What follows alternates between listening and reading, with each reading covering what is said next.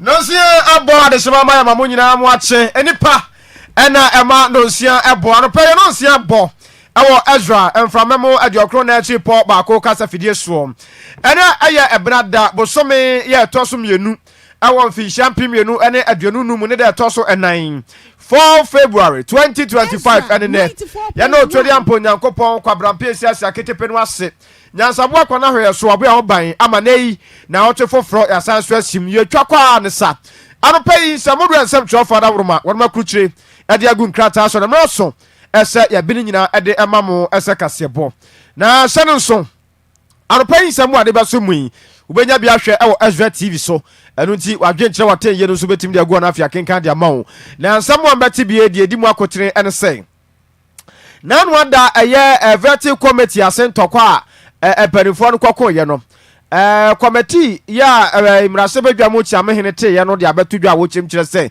wamu dimo mbedie no nyese bi ombeto mo ni de asi obi so na mmom no wo mo pese omhunu de entokwa ne free no na ocheranko ebi ensibie mu na wosoafo a wohwe asase ya mpo nyinam ene emu adokodoko de nyankopon de ama yeso Lands and Natural Resource Minister Ora Emmanuel ama Kofi Boade atudwa chemche se galamse atufo munyina yie pa na wone wono ba beso akon pa yabakọ atwema wabiaja South mrase badwane yo ho akwakoche empa ede ama enkawe to ase aba ya sabia ye no so ha yede eba besomo nano afefede ye kon so House of Ezra emra eye Apostle John Wesley Kofi Aponsan panifo ede Apostle ba be share no so nsem ha be sanso ede asomo anopa nsem wei ene afoforo bi ena yatenase a yede esomo ese kasepo na me nyame na me so ama no nsia bomedin ya mejeso ene mampon kontonchi ede shiam de mesabonkum ene dia benkwan emra masata fita ne bi nsomu Aduanaba adusi opoku konfanko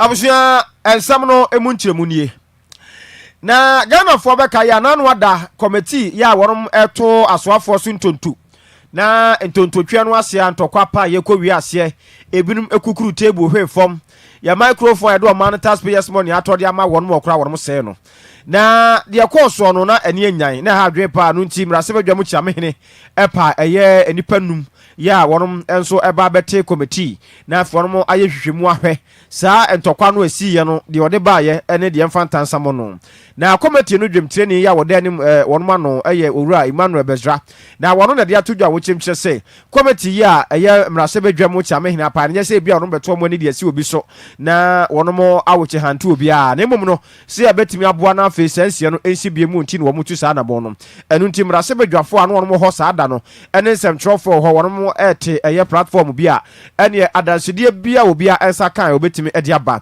semtroni videos awdo a wonom nya aye wonom so betimi de aba se ye betimi aboa na wonom hwemu no atimi agina eye payem chairman eye owura Emmanuel Bezra nyo no nko eye owura Kwame Anyimadu antwi woka ho maame Gazra akushika tete agbotoi ono so ka ho maame Abeno Saasare ka ho Zeneta Juma Rollins ka ho Vincent Opon Samoa na afi beda Awanta Zuma Zidian wenom ene eye committee members ya nei speaker apa wo mo na Emmanuel Bezra one ensemtrofo ekasafa ho.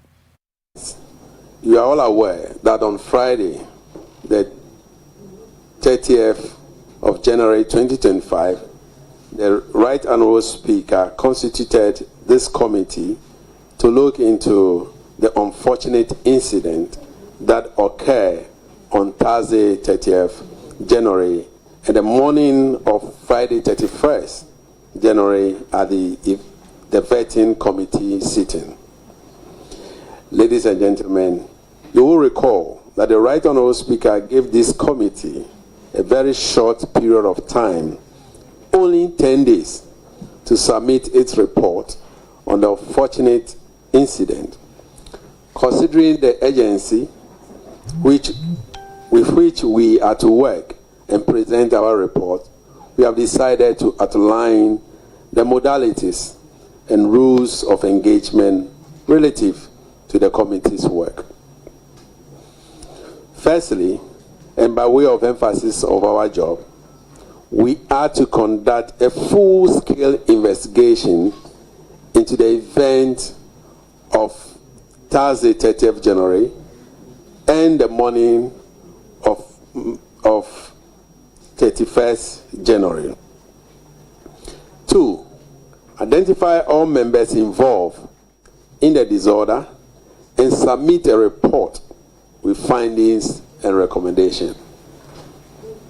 To do this, the committee wishes to announce that we have decided to hold a public hearing of all the issues starting from Wednesday here in Parliament House at 10 a.m. prompt.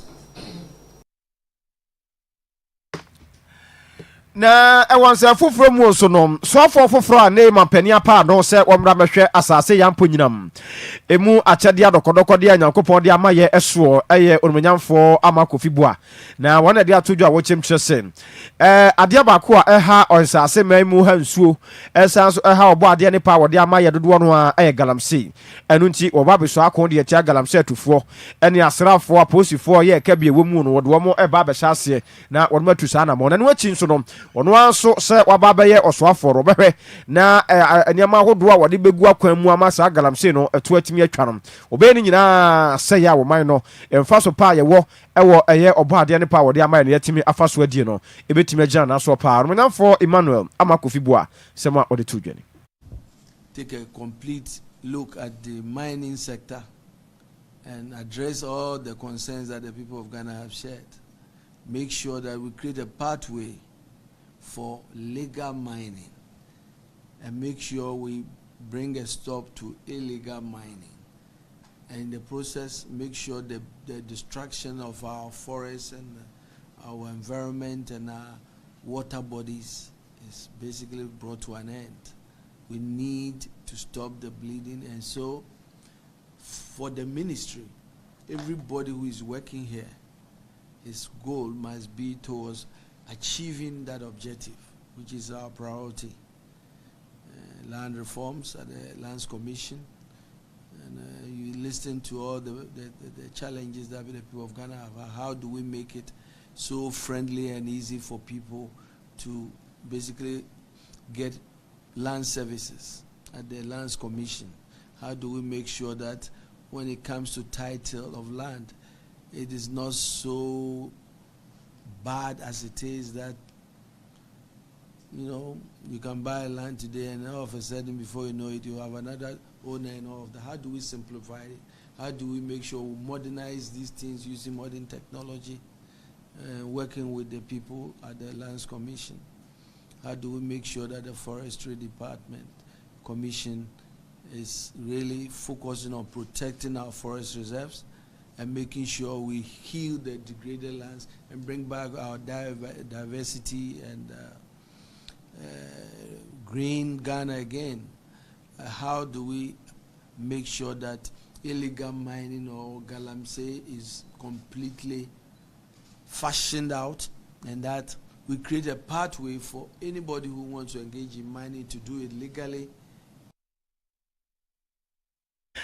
We aye ormanyamfo Emmanuel ama Kofi bua wono ena aye Lands and Natural Resource Minister na pani kwantrafo abedi akire ya ena anu ade ya amamu tene ye ena ono so de ba na wiye ya na wona ehwe Minerals Commission eso wono aya mrase bedwani de ma de hye wo atwemanwa biaja South ma me hyelichi dodo na afre ma metua na ma metua ya ye de bia efe pa bakoto ayasa bia fo mpan bi ma akoma akobebro ba aduonu de akwa ye nkawe to ase abaya asabia se wonom nye na omona so na abekwa ya asabia dodo no abekọ na ni wonom yade de da fom obi a oyade ba beja ya hwe no besan da fom bekwa wi ase no na osan tam yade foforo na de akontuo ha na enyade betumi aboa se nkawe to ase wonom ko sa situation mu anu nti na ema no tu sa na mo no a watimi akwa komo mo empa baboro adwie no na no achi no wode to dwa wotem kire se nkronkuma ya wo empasua ne so no wo mo amuni chips compound no betimi ama ombi se ya ayasabia nso betimi adom obi a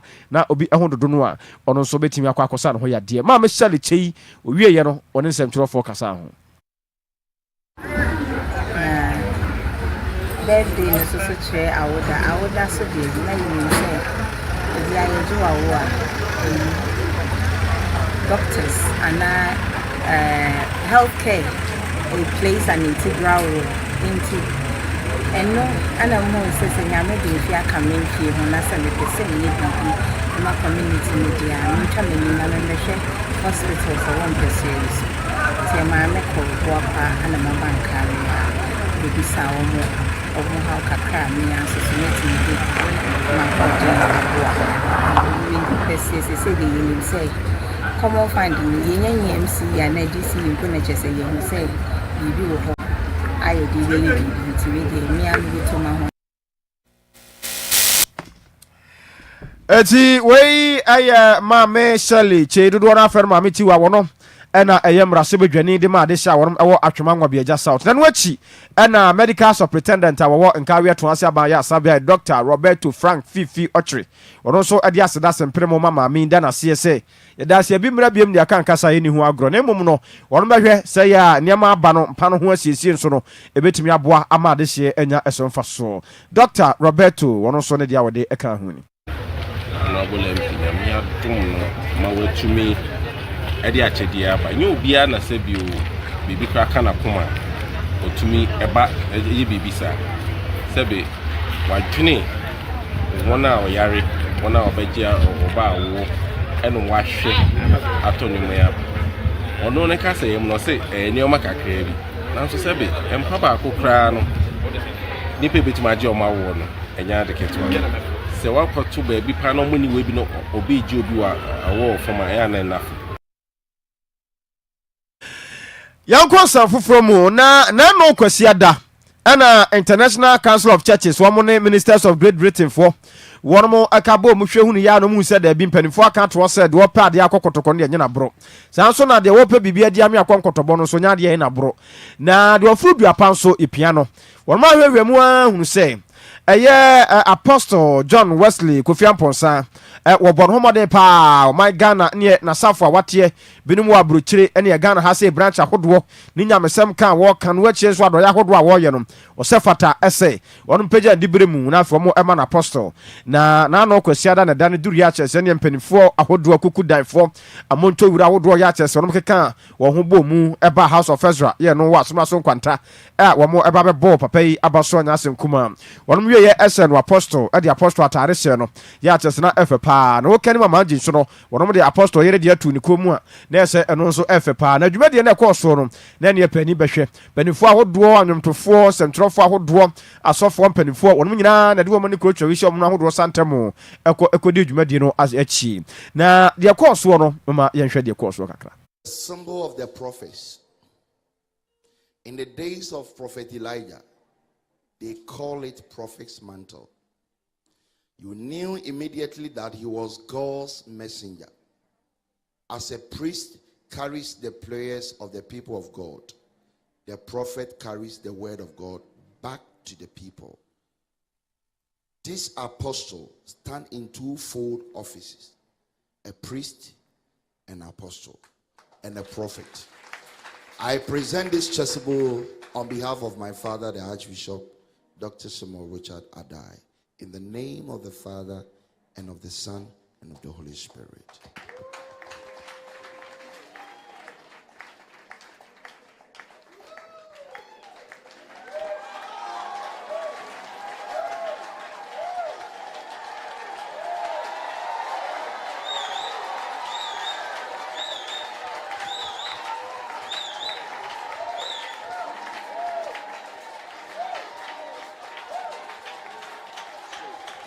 I present this toast to you in the name of the Father, the Son, and the Holy Spirit.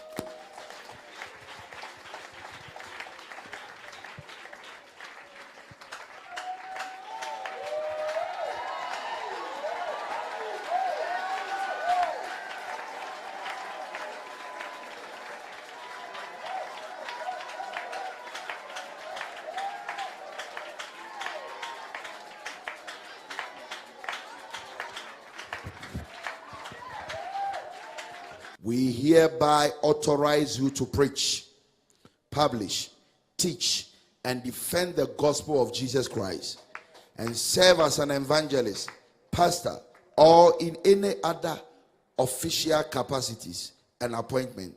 Instruct, convert, visit hospitals, prisons, and other institutions for the purpose of hospitalities and prayers. Officiated and signed by our father, the Most Reverend Dr. Samuel Richard Adai, founder of International Council of Churches and Ministers of Great Witnesses.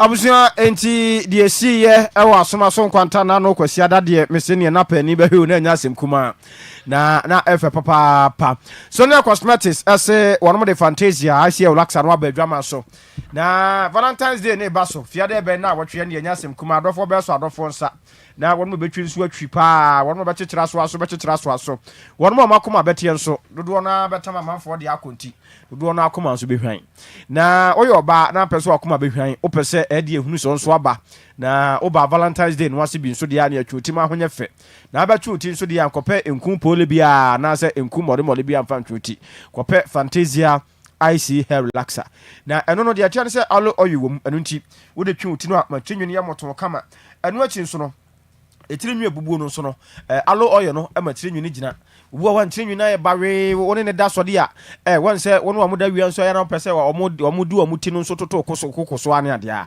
wo ho a ne tirinwi no tim se bawe gbawie na aboso gina twitwi sire wa da kope fantasy atwe na enya moto se ya na yiwe kura na ye de nsa ne namu ana aboa Valentine's Day watimi adi bia de ne fe na no achi nso de ne we de be kama e be fe no wo se odwa asem na pa na asem na so a onya nso kuma bigu so na osapo no betimi apu ahuru kama na nka no so aye kama so de ya efre no V1 shower gel eno so nya bia na de adwade na o de V1 body lotion no so asra mesre wada tuntum wona de tia no wabisa na tuntum ankoje kokko ama anko fast mamba kokko so no wa ankoje tuntum tu bisa na asa kan de kama pa de opa no do atu e wa Asante mante mo ne mfre 0207 667752 enkran obefre 0302 668420 na onsa kabi fantasia o se ahofento aso ntimi sre wada ma ahonya fe se ya vast day no obi enkofa de emfa nko ema o ma mesuo abusuo nyina we so efo be kubi o wo maniti esi ho hwa na obi aba be fa de akroma be se hon wana akwa baby su ya ne ha adwen pa na yansam fo pani akwa tabodi ano pe wona so ne nsem ne so de edum ye ma ja kenka ma mo se kase bo na tiki enso ne chinchin fidie mfunuma ne fidie no de ye chinchin ne mfunuma de kurum wa nya de obi chinchin se no oya de pa MC aroso so rubi ho nation so ho poku wono nyina so adboa na ye kende promise so ene ye David mo so adawroma onom de ko TV so na no pay me anyame na me so ma no nsia boye ya me je mre ba be kase bo ma mo medin ya me je so ene mampon kontonchiri shiam de mensabonkum edi abenkwan so enso matare mu Aduanaba adusi poku na ye to aso ne ade adekye enra pole efie ne maame na yere no wo se won de wo twen ne kunu ti do mo kan nyina wo nya hu be kofie ho na ye keka ho nyina so ye de aba besom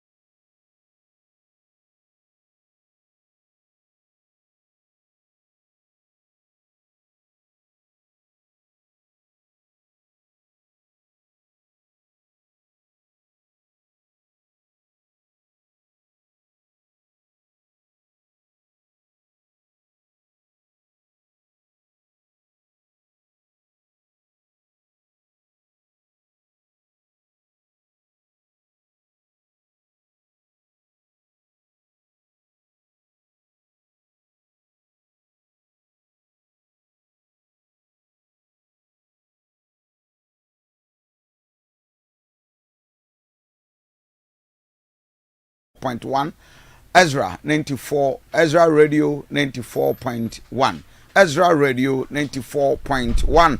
And I'll pay with me, so I join here. Now, why a part of the discussion? I like your talk. For the first time in the history of your life, you've had a very wonderful time. And I had there. But on a Pamnana Joe, Chiana Kakra, very slanted. But it looks good. Looks good. Nano, I will be frame no sit now. Ono wafa. Na msi minimum the Miami wafa. I made him know there. Wouldn't say oh sorry head I must say to the bottom for what to turn in the city. Let me say of na but na yeah she suit a three battery and to turn in the city. I say no dear amount. Said no about office or said what to. So and yeah am say na akwa kuduru baby a isi na na just is na anyway madam anope yenchia ye papa the senior prophet the apostle the apostle yame adoma on the 18th up to 21st 24th or call United Kingdom prophetic evasion hunted yes a very serious encounter and okwakonya hunted in Cambridge, right, and our United Kingdom. I think that it will be a very powerful program, the prophetic visitation, and that is the apostle. In fact, after the elevation, this is the first major outdoor programmer. Nyamia kwa kupi honti. Ubi amabadi so be sharing. Na yedi nyamia ni munyam ni tumi ayekese. All the societies, yes, I think branches in the United Kingdom. We share the senior prophet, the apostle Kofi Amponsana, yemfanya me many year, and in the case yen so emra. Right, so I do take quiz on the line. Yanko here said here, if you must such a BC Ako. Senior my brother, good morning. Bibi Abako there.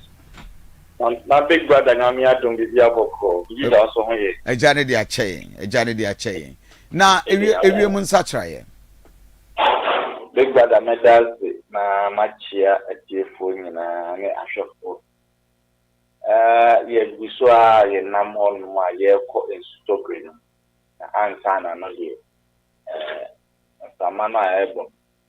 And yet, Ezra 94.1. Sorry. Reverend, Ghana TV come there on the Ebekoso and Samano, Penframano. Na Nadia Yefi, who name next the free Ghana TV for the Nadia Yefi. We are not the Primo in ye. Na a few nation and so say this month, no, a hottest month, the piano, we are 7 on air, sure, no, Yana boy on fine. And next temperature no call 30 degrees Celsius Ghana from on a work Ghana from 35 and I want to work post and Sudania 33 degrees Celsius. Reverend. My brother, I'm more than grateful. Thank you very much. Already take and Mote say and aiding common. That was the weather update. But I do very, very disturbing videos it was so bad from your students. Yes. And you should be at the website saying to see a dear pa and the moral authority. One, Ukwalari is free parliamentarians, Iwana, and I says Bonina, near no Unqualand or SS and one on the Aqua Parliament. Which one? Because I am Mentiasia said, who's a pen Aquala Bonnie in Unibe Penny Bonnie? And a penny Bonnie with Mr. Aquala Papa. Okay. I don't know, sir, Subina, young parliamentarians in the Danqualani Sunya. Ana se nkwala na nkasa no ewo SS na o ma say no e no mo de akwa kopie mi na se bedwam o mu di say the same nkwasasem na o mu di no at the SS level no because several videos are very disturbing. Another nchen in the same educational sector who them say several students and I see our more results are withheld. Oh, okay. Court. If you don't cry, they court. I'm a court. I would now I say omo releasing kwala no results ibu ho maths ibu ho English ibu ho the three core ni nyina no emai. And the ironic aspect is that Samaglia we teacher ni at the secondary level. Who the tutu niema wo do a ekoso. Ezra 94.1 teachers do do any schools do do no so no eka. Because nkwala no do do na bon wa se wo mu nsua de. Teachers and schools are forced to pass. Ye grade any the GES ebe frɛ wo headmaster say that na nkwala na ntimi am pass. School bi wo headmaster be kan say me de nkwala no adesua usua no no ana ade be kwa akotro. Obu on so a ye ba be exams na o ma frɛ fie say yes ye ntoto phone emfamra. Mobile phone. Ye ma kwala no use phone wo school. Exams be do a na ya frɛ ne say wa frɛ ne ma me say ma obi a to phone. Dada obi a to phone nti ye to phone. Wo be kono exams ni do na teachers e hye wirem. Ne ye solve questions. E dia mankwala. Okay. No, that these things are going on in many schools. Meeting teachers, office, staff rooms. Near solve questions. Emma a school for. Okay. Examinations. Okay. SSE. Wasi nina omo aye okay. Yes. Sure. Na say ade na exams no many schools be almost schools ni man no ye. Okay, mo aye no ha. Enti e ho na exam center. Tina oben say a teacher for ntimi kwose ba biajo nso kra. Dia jeje na o ma jeje na o ma ya ba. No ma jeje schools ni bi o. Wo na ma jeje 100 cities, 50 cities. Dia jeje dia my teachers as motivation. Yan fan solve exams. Emma students. Say ya akra no betwa. Said ya be ya akwala do betwa enti akwala do bewie no na akwakonya ebia de ndie wo be no question na ye solve answer no eno na nkwala be 200 omunyina obia e ba ya e ba obia nya okopia dot kura o be copy dito okopi bibia because wabon enti be wi ase no ye twa result. And this has been going on continuously. Me say last 2 years or so, TIMAS, I was stadium with you try our result. Oh, okay. Okay. As we speak, Nkwala more than hundreds of Nkwala you try our result. As to why are you try with the I don't know. I know they mean Kokasa say be a poor whatever. But Nkwala no maths, English, several of them schools be Ofa say utie wa ye ka. Oh dodo na say more practice. Bebre more practice. Upon one bibi ya sera ho sa. Kwala ye dua pa. Kwala bo wa bon. Abo say hey. What you say? Na o hwe vi enra me no ka enra chi last week. Who be say KTI. Any cars. Okay. Nkwala akwa arrange fight. Why? Open fight. Yes, nyame nko ankwala ni bi kura koto fuel etutu gudan ba akoso ko betwe ja. Why? Obi okwa akosua de no. Say cars, teachers, don't wanna property destroyed. We are parents out here me wo ba as we speak. You try the result. 0531455105. With my friend send a voice to the aba. A lot of things are happening. And very disturbing. So Mike, I mean teachers. Young family minimum students. Teachers. Young family parents or young family teachers. What is the problem? Reverend Lassie, yantia Ghana for. And the master so many amriti no more shay. Maka modie. I know some question. And a pedia me ya no. Offer onim say ma the old be who say my teaching. No, I admit we teaching. Now you better than deny. We are not already teaching. Me na me teaching. Me so na me teaching. And this said all the teaching. Teaching if teaching. So also die. Eh any say I survive to see my papa. Oh, man, the teacher I call. As I said, the attorney say, so 100, 200. Me foul question. No. Yes. from Ibia. Oba Wayeka. Wayek for our rules and regulations. We examiner. Like Omake. Me marker. We are marker. Yes. Okay. Wayek for our rules are at the conduct of exams. Yes. And before the conduct of the exams, no. Exams special year, no. Wayek for make sure say Ezra 94.1. Almost spelling it out. And will be both more vigilators, students, and will be all the stakeholders. Muni Mrano answer more questions. Now, answer the exams.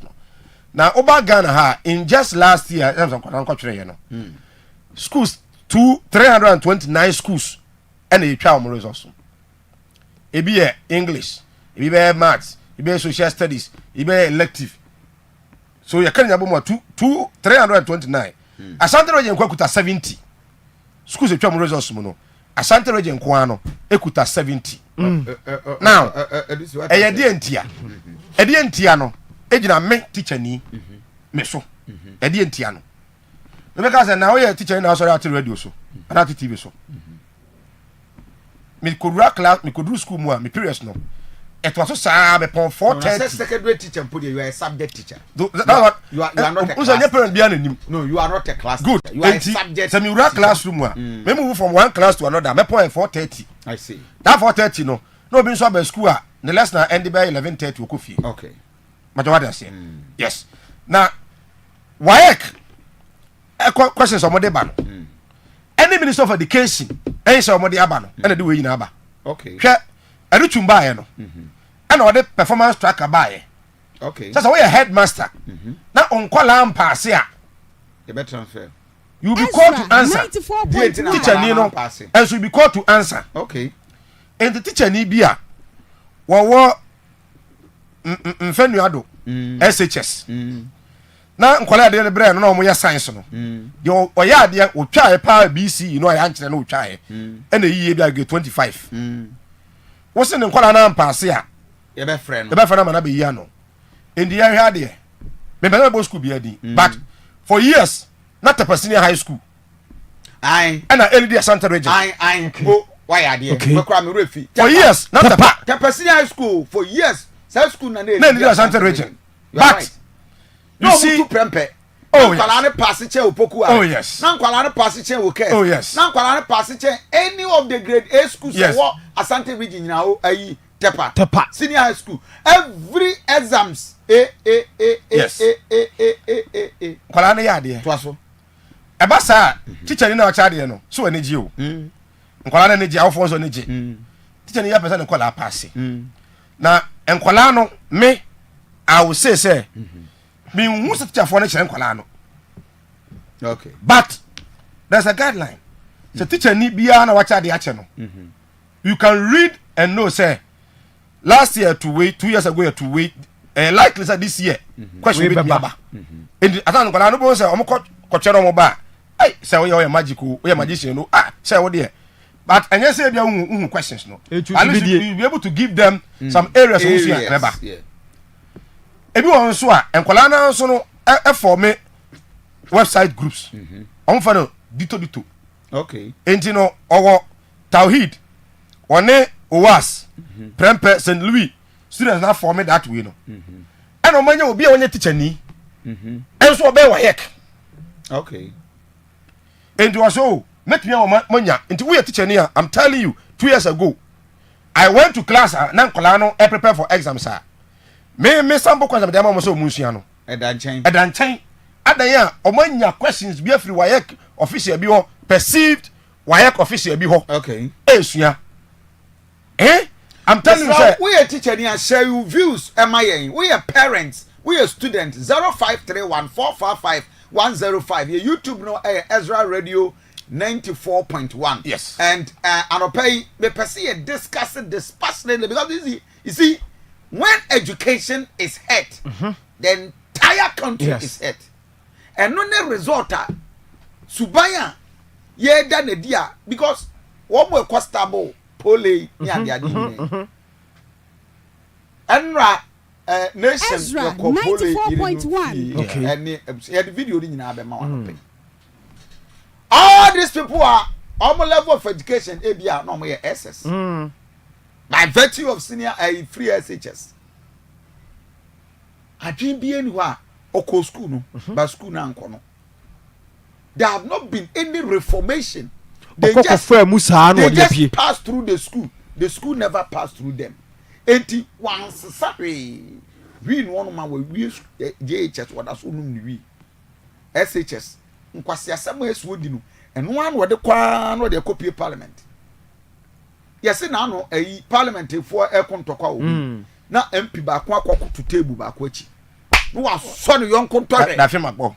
Oso na hwa. Was son na hwa mi. Ba no asem na MP ne ka no. You just want to Brasebe dwade atimi aso no yon kom brasebe dwade hwa sabe. That MP no. O mi anu hwa pai na o ye ndai. MP no just want to be heard. Wo pai no.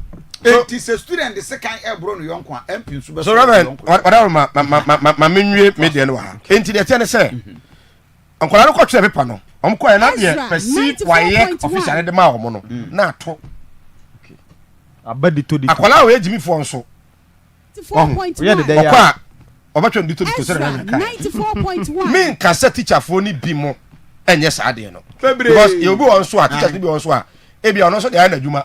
Yes. That time no so eja na kakrawa. Na say last 2 years ye teachers be for. Yes. They arrested teachers e wo kuma say na wo mo apo she wo mo. They aid in that. Yes. Nkola no so enye ready so mbesu ade. That is it. Ana wo fo ni bi so o ha. Busa wo say ana wo ya wo fo. Na o ba do from 3 a. Ana wo ko PTA meeting e ko busa say ye be na e mana pass. Na ko na ka to 500 Ghana 1000 cedis a. No wo tua. Utua ya no se bia motivation fa me teacher ni me motivation me pe ye be extra class man nkola no but the rate at which nkola no usua de no eno so eka ho again you see say ade a wo chen nkola no nkola no tese ye yu reverend say o ma nkola definition you say kwa the new curriculum na aba no and my room for a lot of broader understanding of the wasua no say what nkola na de o no e was so define osmosis okay. One way the other man kola no. The way I was teaching no. The same thing that be kola be 50 or class one. Omo nyina abetre. Because they are not ready to learn and go and explore anything around it. So, and the why can so no omo ewo e means omo the tracking. Hwe we mark on. It is not easy to say that kola about point no. Ebia anyway you. No. Okay. You have to prove. Who teach you know? You have to prove. And the most of times no, why for no the omo can twa paper me na nyina no. Na etai esi wo exams we no center no. Okay. Ebia mo ba rounds. No mahu. No ma take details.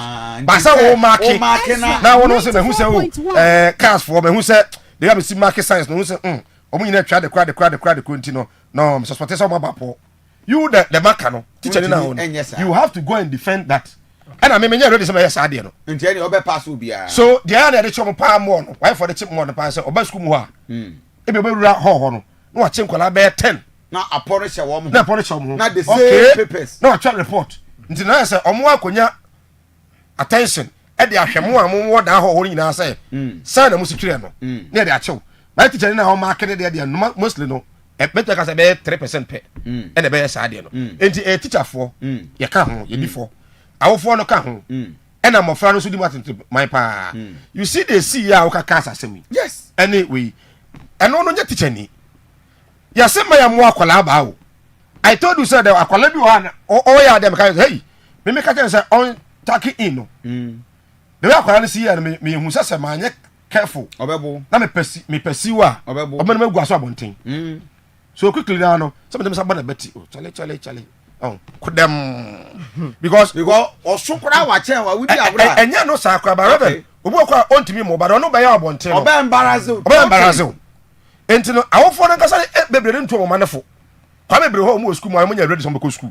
I'm telling you there are thousands of nkola e choma there. They are not ready. When you enter class, when you say form buy.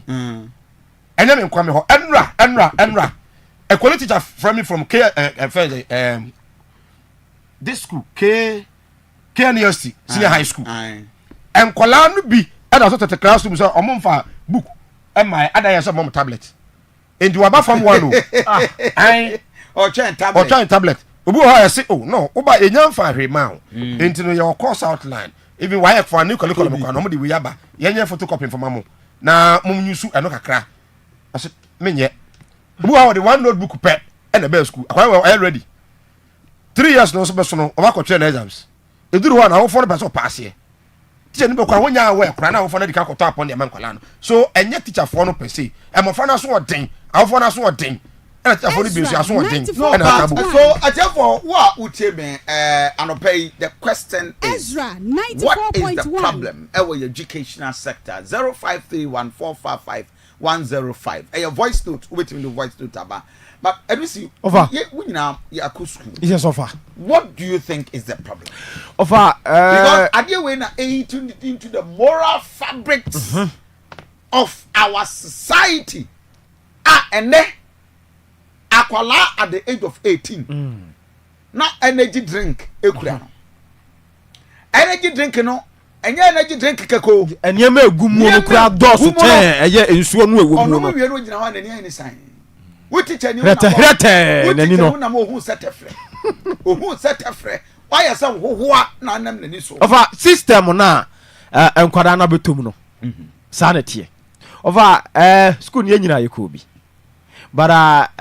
yeah time no say na nti say you na phones no so ni ho so atiase japan ko na how do you get it eti system no so atiase exactly because learning suan ye because onim say headen ya bi beba examination day obenya po onim say headen ya say ba be exam sa you will get a certain teacher bi obey say makwa akonya bi o mo fa 200 100 bi mra na omuntua ya time no wansua na se okoka kira hwan se teacher nezi ama ye 100 won ma me won view cause was ko kokosua be no system no a kwara no aba beto no ene sa ye mo ba no ntie se ama school ni teacher ye pew almost teacher for yes of yes ese no sa kwase tirimu kwase se no bidi ensemuru bia no a untimi ntiame otiame a aban beto aso o da obetimi atia no but a process na wo de kotia kwa se wa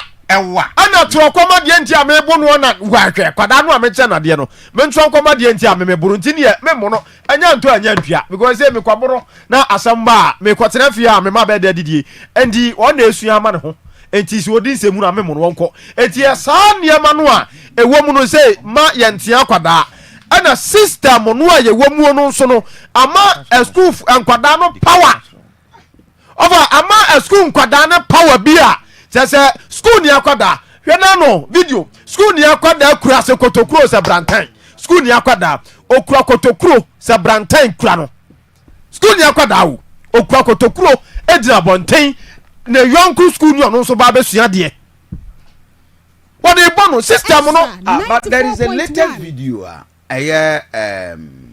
armed forces any one of the schools ubisu I say forces na nkra de no that is the video we have worse than sa sa da bo ase de na ode twede ebo akwala no afro ho so terrible it seems so say de na akofo abo of aben say school we nya ntokwa school we nya ntokwa say hoda da me say hoda da ntokwa ran nyina school we de ene ntako da kumasi ade ba first in there ye sia ntako bia na yaku say no de wo hokra wo yonku sia wo yonku kra no a na reverend eso omutimi toa hwe de keti afo ne kan ya toa wa omutimi toa omutimi sa amfo so omutimi atoa wa do aba school so ahu ababebo we that video I can want see me Christ the King Catholic Senior High School Obuase okay any armed forces in fact as a Christ the King for nkola na omoto mata de aguso okay and armed forces for say omontaki in oh okay na tak in no we see the sum free chire ho ai see the sum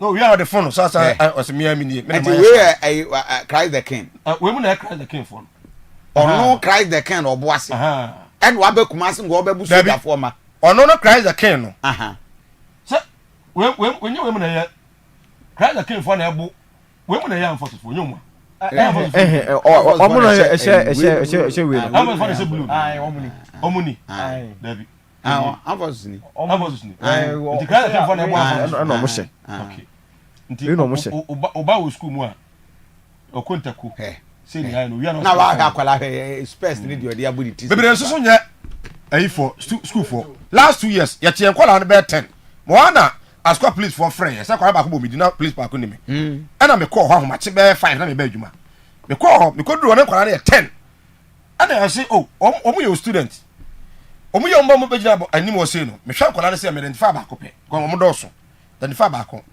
ye ko mu ana na kwala no tu pe ana ye student ba bia me kira de no enkwala 8 ni nyina no awi awu akwa no won school kura ba wanya school uniform ese no did some money a lot of them amoko ntako no do no one boys no do no one na go school anti where stadium where stadium I know say us taking owura say won taking born one me baba no so no me kekama ba wo no so a ono akwala na obu obi no se teacher ni twa ba wo no so a ade obeye teacher ni ne kura no enafo ofa akwada ni shi wi teacher ni ne nche akwada no wonim famo nom teacher ni nim nom eti wano ni hunu se wa high chair wu teacher ni enya onyo na ba oba be ka che ne se onye sei so ajase energy drink ya okay wofa se ye shia akwada no ajeje energy drink ne pa dia kwa akoma a doctor for up ka be se energy drink bi ehu nyama akwada no num ni krom ha no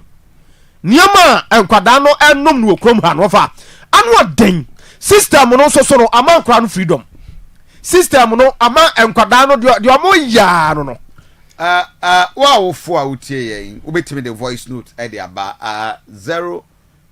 0531455105 parents mama yenya understanding let's have discussion very dispassionately how do we solve this problem I mean me ekoso nyine we teacher ni abit ma send the voice note e de abre me call teacher ba ko baby ani senior high school okay e friend Mr. Aka was it ono so politicians no e na ama we ni aba aden sa politicians no and why na say me am akwala Ghana wa ba akwala ba so kwotwe o ko log answer e the politician dey marry by okay e politician and politicians no so asa aye system no in a way say as eduru baby okura na we teacher ni a osu ni faso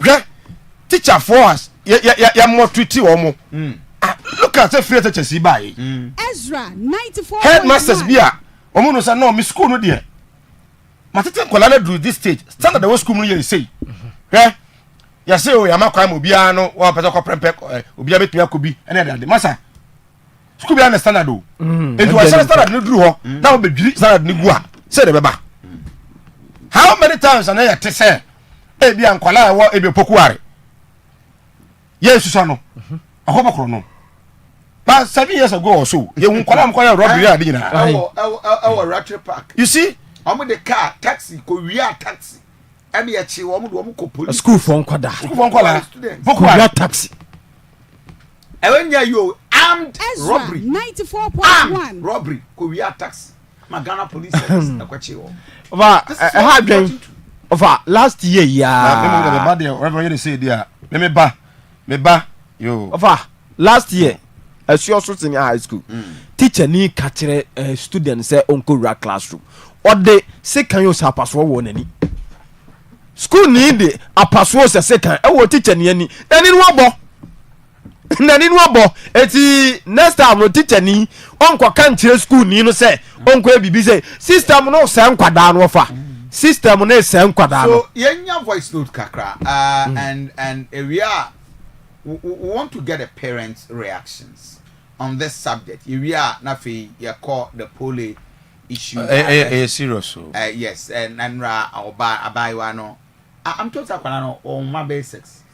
But only obano na. So obana nyemu. Obana nyem. Onyem. Let nyem. Na him say. Yes serious na say Sunday na 70 no. Ena pole yere no. Efa phone. Efa no wafa. No fa ya mo fa se what say o se o fa me ho ye pa na o fa no se mi kunu akunu no no fa gina phone no so sa no kate ko no na no fa frɛ se I just please for or property bi o kantin kro no o mo nkonko guide ho na hwe ya da boys na question the property no fa na ye ho ya the minister former minister Ezra 94.1. Won't you say? Ignorant bafo wa. No offer. No offer say Any pole yere. Any pole yere no. No offer say nimpon anya nchen. Any pole yere no. Ni nua baba. Ni nua baba. Any pole yere no. You don't mean it. I mean it. I mean it. To me ho wa hi na ha me a na nya mbone abedi mi a. Wa hwe yi a wo ba wie no. Na wo fa ase wo ba nua na mwa no. Wonya we. Onim. But no fa ase de onim no fa ase no number. Onim no fa ase di nkomo. But onim say ni kunu ne pole. And no fa ase no see na o te say ase gira ba wo wa no friend ofa o je so ofa mi kunu na ba kunu yewu mi bo enti o ware no ne wo fa na mabi o bia no amabi un say politicians na de bi kwa wo nya time famba e na ono tu kwa tere kumase e bia ono no te ne ba bi un say me ware kwa me da busuafo no do no bia o mantimi ama do kwa woni me o munim so ni ku bibia nsie na ware ya so nchen bibia nsie abusua mu a August ware be 5 months ware say nti just sorry 4.1. so we say enchen na o say Aduanaba ya ka say the property enti so gina phone no so be 30 seconds wan kasa we musa say hwan kra no kate call no enti owie no na enya information so friend ajoso place say or property bi wo canteen event say information area ho e bia na we say e ba say ya so no kwa na e ya ni dia ba out enti no am fa be ka say bia won share property there was a police foot me a guide property man the police for guide property ti no fa ase ekunu ena ni team ene kwakọbọ match e fa so ma wa de yen ka zo na ekunu but this thing is weird because massa the boy is at least popular anti also popular in terms of football the boy no so nim da say oware Ignorant for we are office that one oh come on adie we boy dey bia boy dey be hunu but ebia na boy ni na ni ho di fan kire no tieu how many times ena ebia boy no even support politicians require journalists require no how many times you MPs bisia ebi o MP obi anu so o MP so sentrefo but MP bi o kwa na ni si ada o Asante region ya ni si ada I know you're different. You get the point. Yeah, be first day. When you have built a family relationship with the person. Hey, but on the nation, what do you do? On the nation, what do you do? Case in a case of I don't know. Case in a case. I deal with a case. Case in a case, pa. Ezra 94.1. Oh no, sir. Reverend. We are again, sir. But okay, maybe until today, now it is asking. And but again, sir. She will never forgive. No offer. No. Ruben, Muni, we have the girls' pictures. Yeah, but was to picture another page. But I offer. I'm saying a post for watching the Pamiensa.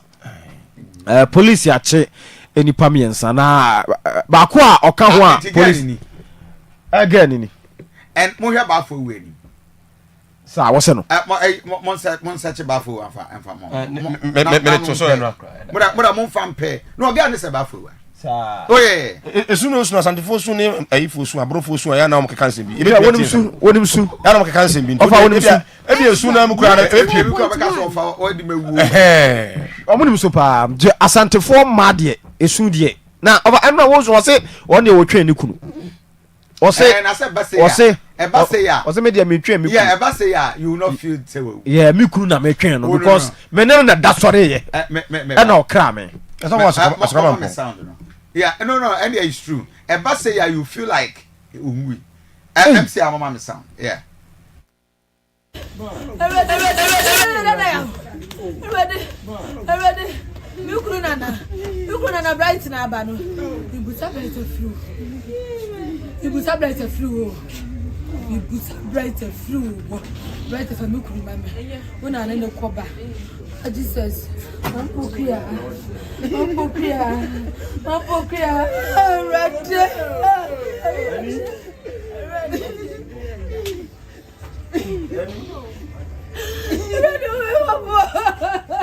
Ready.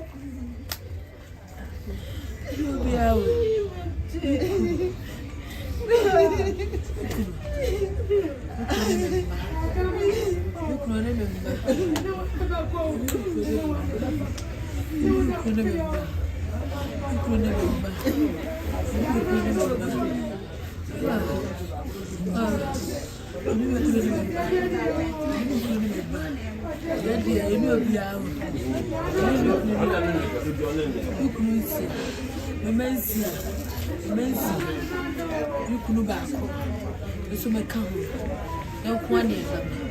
could have my dear Nina.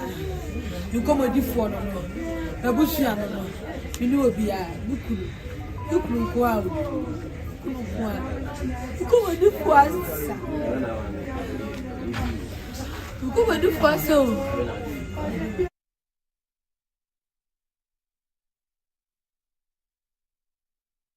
okay. Was say millions of cities. Obia suppose to vote me hwemu. Na ye establish say we no obtain kwadu abowo. When I'm here boy any sir, he will give them a seed money. Wow. And you see, and now I'm telling you, see, I charging me so about for we are meda. Emfa. Oh yeah. Ombijano. Say charging a meda, they are not person mujano. Say in court prosecution, it made the wrong charge at to amount. Okay. Now court about to say med charge because you can't charge him meda. Either conspiracy to commit murder. What I say? Okay. Conspiracy to commit murder. But charging murder there. Murder case a first degree felony.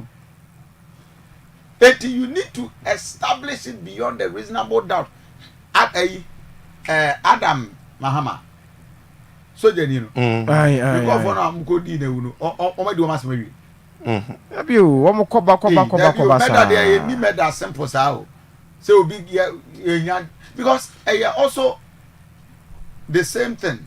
You are going to die. Okay. No.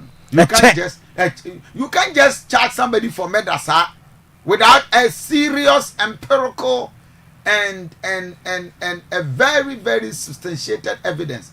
No. Because you need to establish it beyond a reasonable doubt. And that is how it's supposed to be.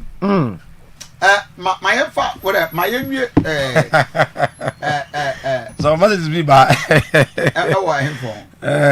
my mention is in brother I cry I find the Collins if I okay so voice note yeah you can hear educational voice note the poly discussion of na poly ma men so aka sem bi yeah come back okay ejebo yam fa voice note kakra na yenti de the video school assembly ya keke me omo masa problem kwala bonia be school mo be draining na ya Ministry of Education and Ghana Education Service omo needless and useless policies bi omo diaba ayenti akura yenti akura so be pass you maninko ena man kwala. Good morning, Reverend. And of idea only Ukumu Jumapa, a mate in it, Sir Mike, the Bianis in your high. And some now more canon upon a 2 bia kumaso, a problem as it's here, senior high schools in the AFC. Now, so bending and cry, just as here, ya momucham so, yon pen on my Ukaka. Who said the Obacano? Now, Ghana Education Service ni UNICEF by honum just say ka mo kan say nkran de me enka omo e de ne say ye mechiro madi meanwhile new curriculum omo de ashim say ye enko keti Ghanaian values na Ghanaian values no na nkran de enka. Hello, Ezra from Reverend Mama Che. Say Mark we teacher needs to mean defend money kusifi yesterday wa me bako sesi ya wofie oko school bi wo Asante region hono me pese me bo school no din ono so ye betwere sa ofre me daddy say subject bia etieska they say we ye science any English ahange omo release it say otifie wontime nyahwe Ada sɛ ɔbɛsan akɔtwerɛ ahyɛm sɛ ɔmbɛyɛ ne dan ɛsɛ kora de ɔno wɔapa aba wɔ sɛ wɔnkɔ sukuu no biom na wɔbɛkɔ akɔsua adwuma nti yɛn deɛ ɔmo gyegye sika na ɔmo de ayɛ nti ɛn deɛ sɛ mark yɛserɛ wo wontumi ndifrɛnde wo nuanom ma ne nkɔsɛ hwee ɛyɛ nɔkorɛ kwan bi so nso me na ɔyɛ adwen sɛ politicians no ka ho ɛna mo radio presenters nso ka ho sɛ teacher ne bi tea abofra bi nso a sɛdeɛ wɔbɛsi aka no radio so no ɛyɛ na ɛno nso ɛha adwen Samax okay masamare hona ekese masamare hona ekese samare hona ekese Mese lady no ofane honorable Ignos Bafora Jesus Christ I didn't say a come na yemra school for nsem so never be say dear shana kaka nsem bi pa o I do say I do don't china yɛntimi amani ampɔn no to saa deɛ wɔdi me matu me mafo paa sɛ wokɔ skul a saa nneɛma deɛ ne kɔ a ɔde wo ho kɔhyehyɛ mu koraa yo kwa Asante Kofi nyame adwuma na hwɛ o Kofi no abɛmɔ pokɔ adwuma nie no kasama ɛwɔ ne amo kan mu nyinaa yɛ baako pɛ ɛsɛ skul yi koraa mpo no eyi Bible free school mu ɛhono yɛn hwɛ ɔman sɛ ɔman yɛn hwɛ kana yɛ kɔ skul yi kɔsɛda bia yɛkɔgye number na yɛba parade Monday a yɛ roll call sɛ wa nkwa asɔre no yɛlewa huochi ma ɛnɛ de ɛno na yɛyɛ hwɛ sunhunu na de mankwala ɛwɔ titie mu ne abrabo mu the last time yebusa asade we bi ɛwɔ yɛ man mu yɛ daban sɛ daban ne yɛ count sɛ akra wa nkwa asɔre kɔsɛda ɛno nti aba parade Monday ne yɛbɛbɔ ɔma no when was the last time Ghana education I get you to that side. It is a normal way in a free society.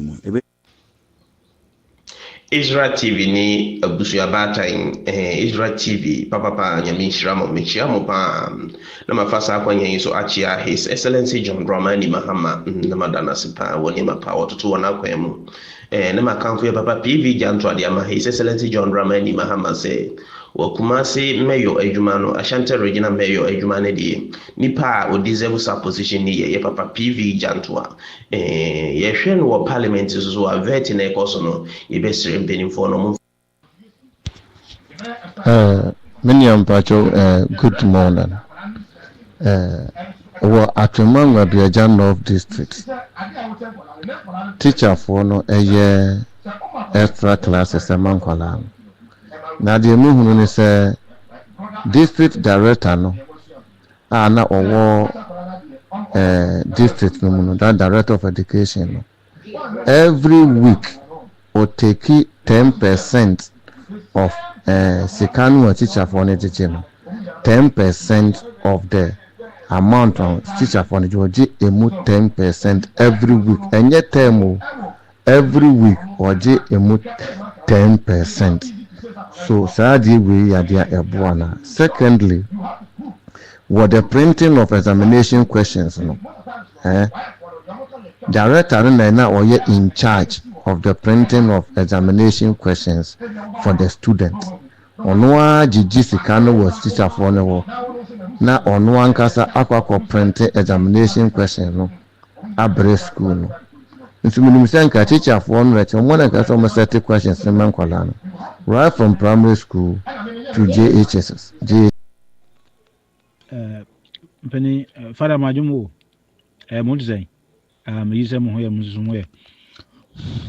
Ezra, my feeding the minim croma or portrait, my feeding a minim croma or portrait.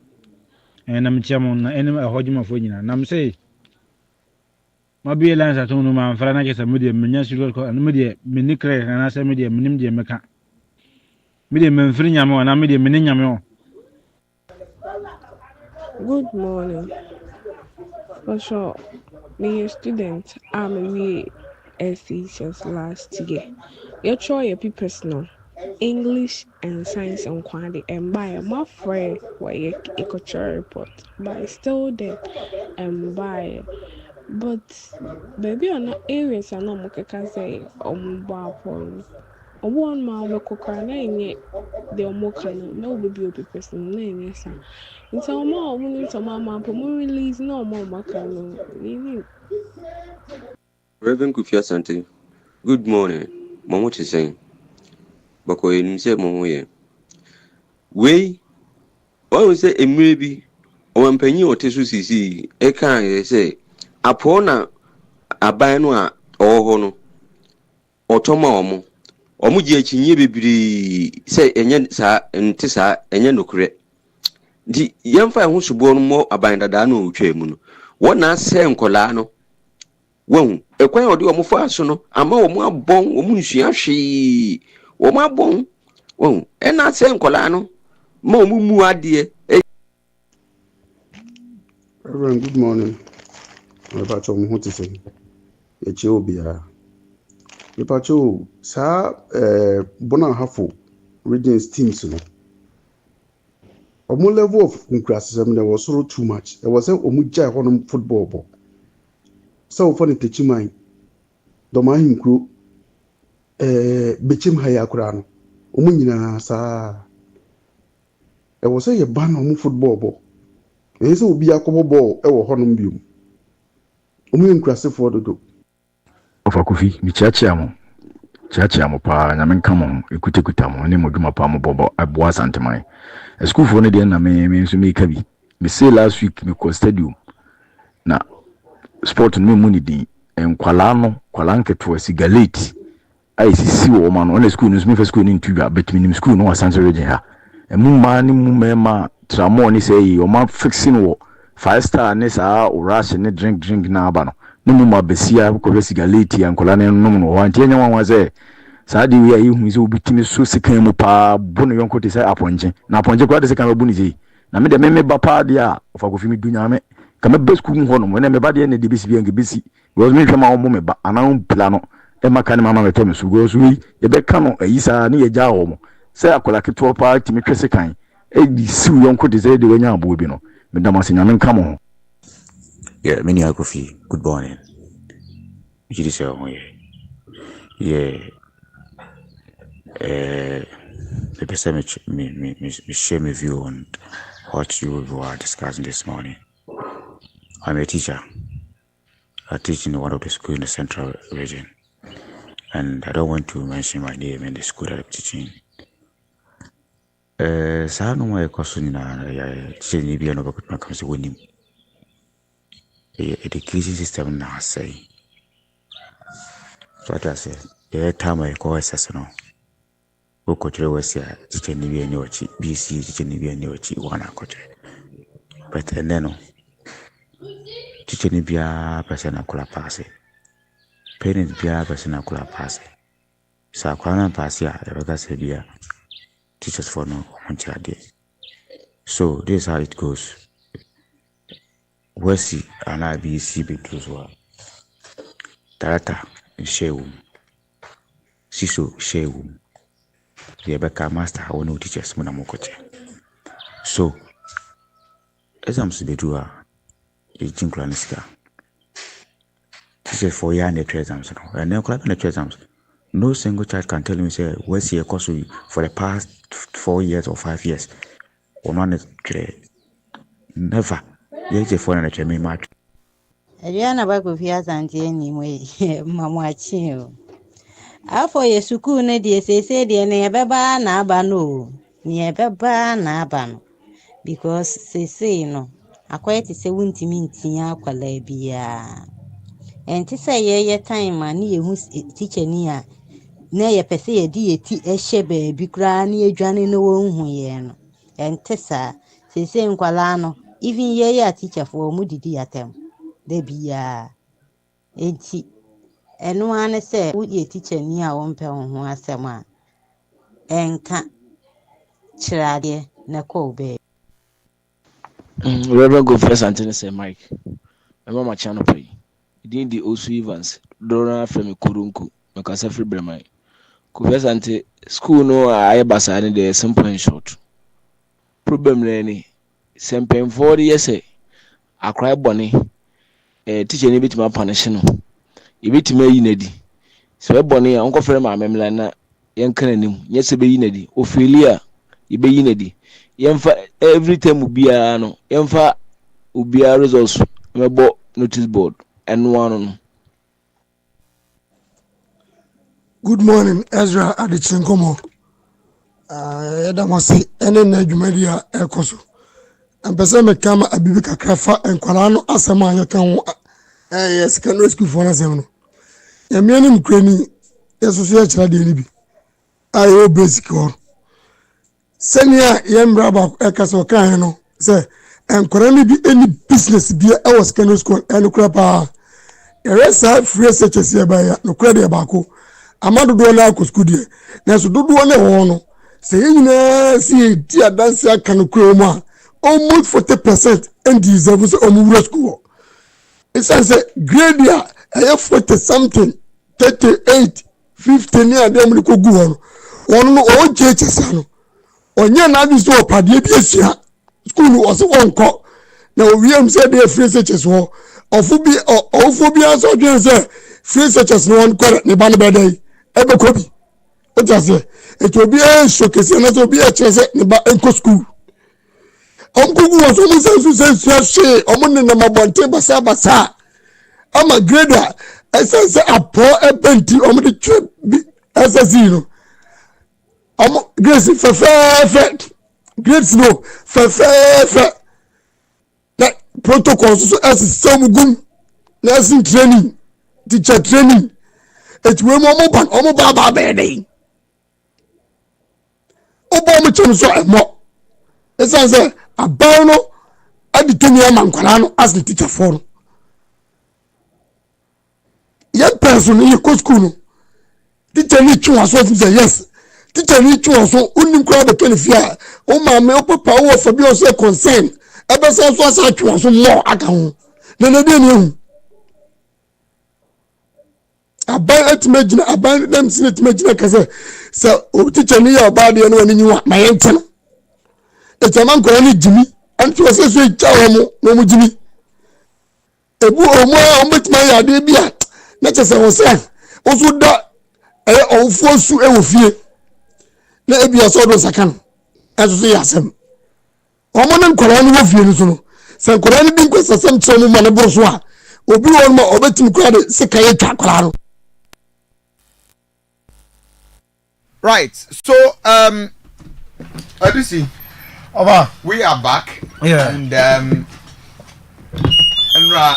we had the visit to the family. Okay. Now, let's discuss the police issue. Yeah. Police for the statement about. Yes. Ghana Police Services say, omo ache enipa miensa. Okay. Na enipa miensa omo ache omo no.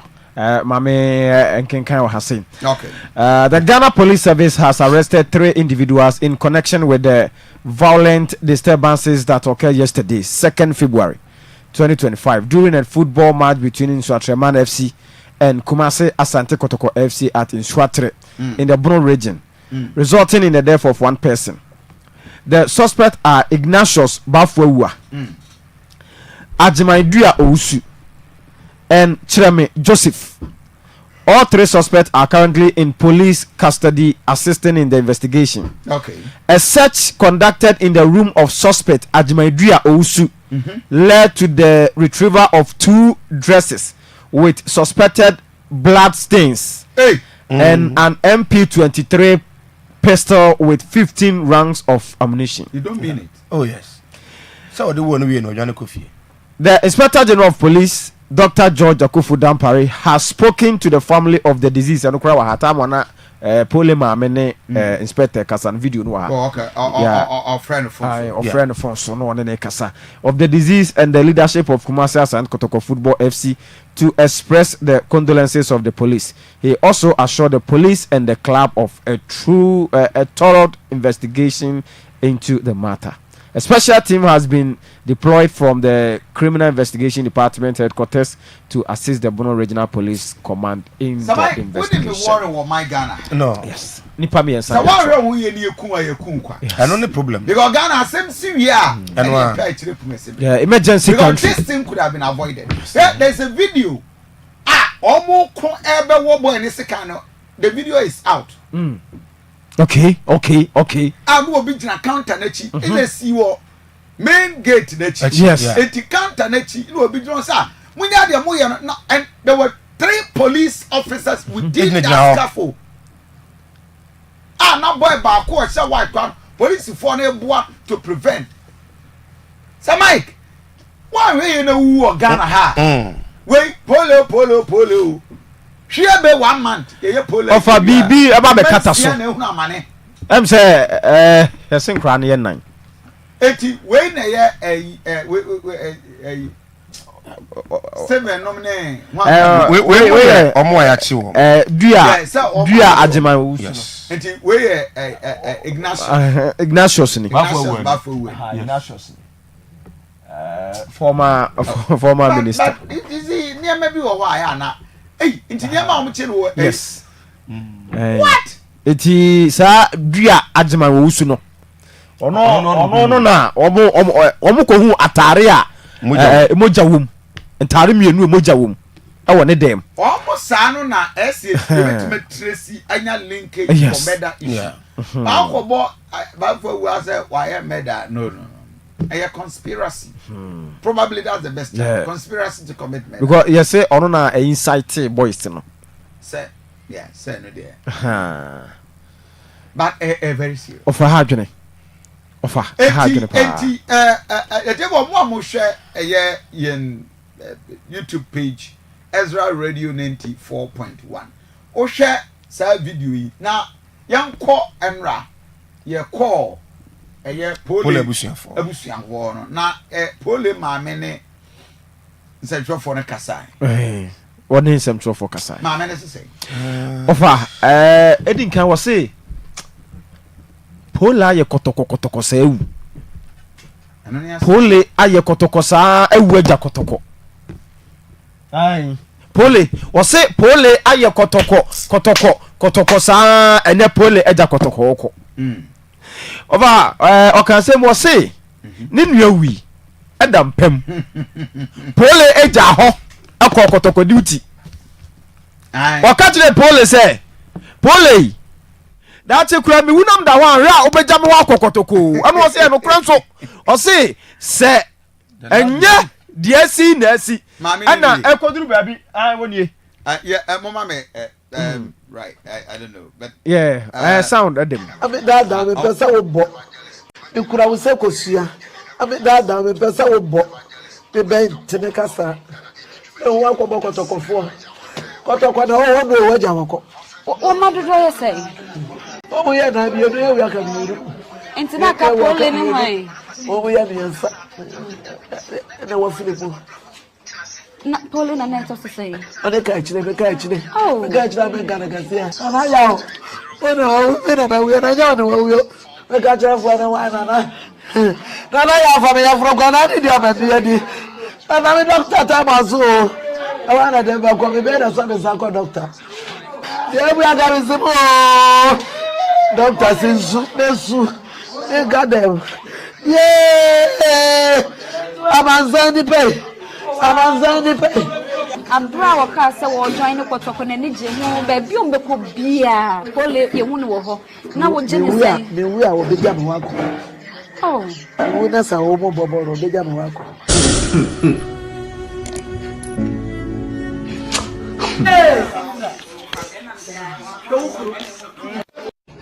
Ekoba na say uko bi no say anam say anything no fa ya wo chire mu nyina chire me say ono de wona na nam so ye bibi kura na say nye no o kan na ni ana wa di na ni to na san a wo ahunu no wajan wona na kwa wona no ana nam a won kasanti a obi wonye obi ya bibia eche se so ani so ani so ya je nam kwa free nse enti wo na be no na se me ba no ehe no oda Doctor Babe na mo de no control no se sunyan. Sunyan na wo mo afra ebusuan se wo mo ye na de bi se ne kan kire. Enti anopa no me frɛ me wo fa na ebusuan fo no so hia ye ko frɛ ko ka kire me wo fa. Enti se si a anahe ma frɛ me se ache wo mo kokora ye yedu. Frɛ me se ko sunyan. O ma hene ba ye wo yin nipa. Enti nipa nai ena eko na mfra lesson so no so hia wo mo ma frɛ me nti hia no ni akofa ene wo mo kire wo be yi na ba ho. Yeah, na yaw. Papa bedino. Not one ya wide you. Ya go deko. Ana patu anajo. Dai ya wide men na radio crunch polenti. Me back to our hand ko begasa. O se pole ma me fa isi this night and no mama so. Na me ka kire me ban say I want second ya. Ade. Yes, no, and they are channel. Give tea a best white na say best no so. Best white na say pan so. And you na for black on go so ye channel. You now if I pocket na car ni mu no ye channel. Yet ye ya kwatete ye channel poli. Any baby akọ. O me fa no. Kwatete ye channel. E na be fa ti akodi no. Ensa ya nkene poli. Shia, only 10 am different ni ho. Me my 9. Me de 10. Oh. This is why. Yeah, and then me color from one betu ya. Pole, I'm 5 no dey ama me. This is why I'm. Anti ma give buy mu pole be chaka krama me na magic. And na one be twa me. Mu twa me ne ye kwaya nim. Yeah, that's what. Kotoko ye we dey no she kotoko atade. Na na mu kotoko atade na be dey na. Eh. Why body bang? There be asoni mu ode. Eh.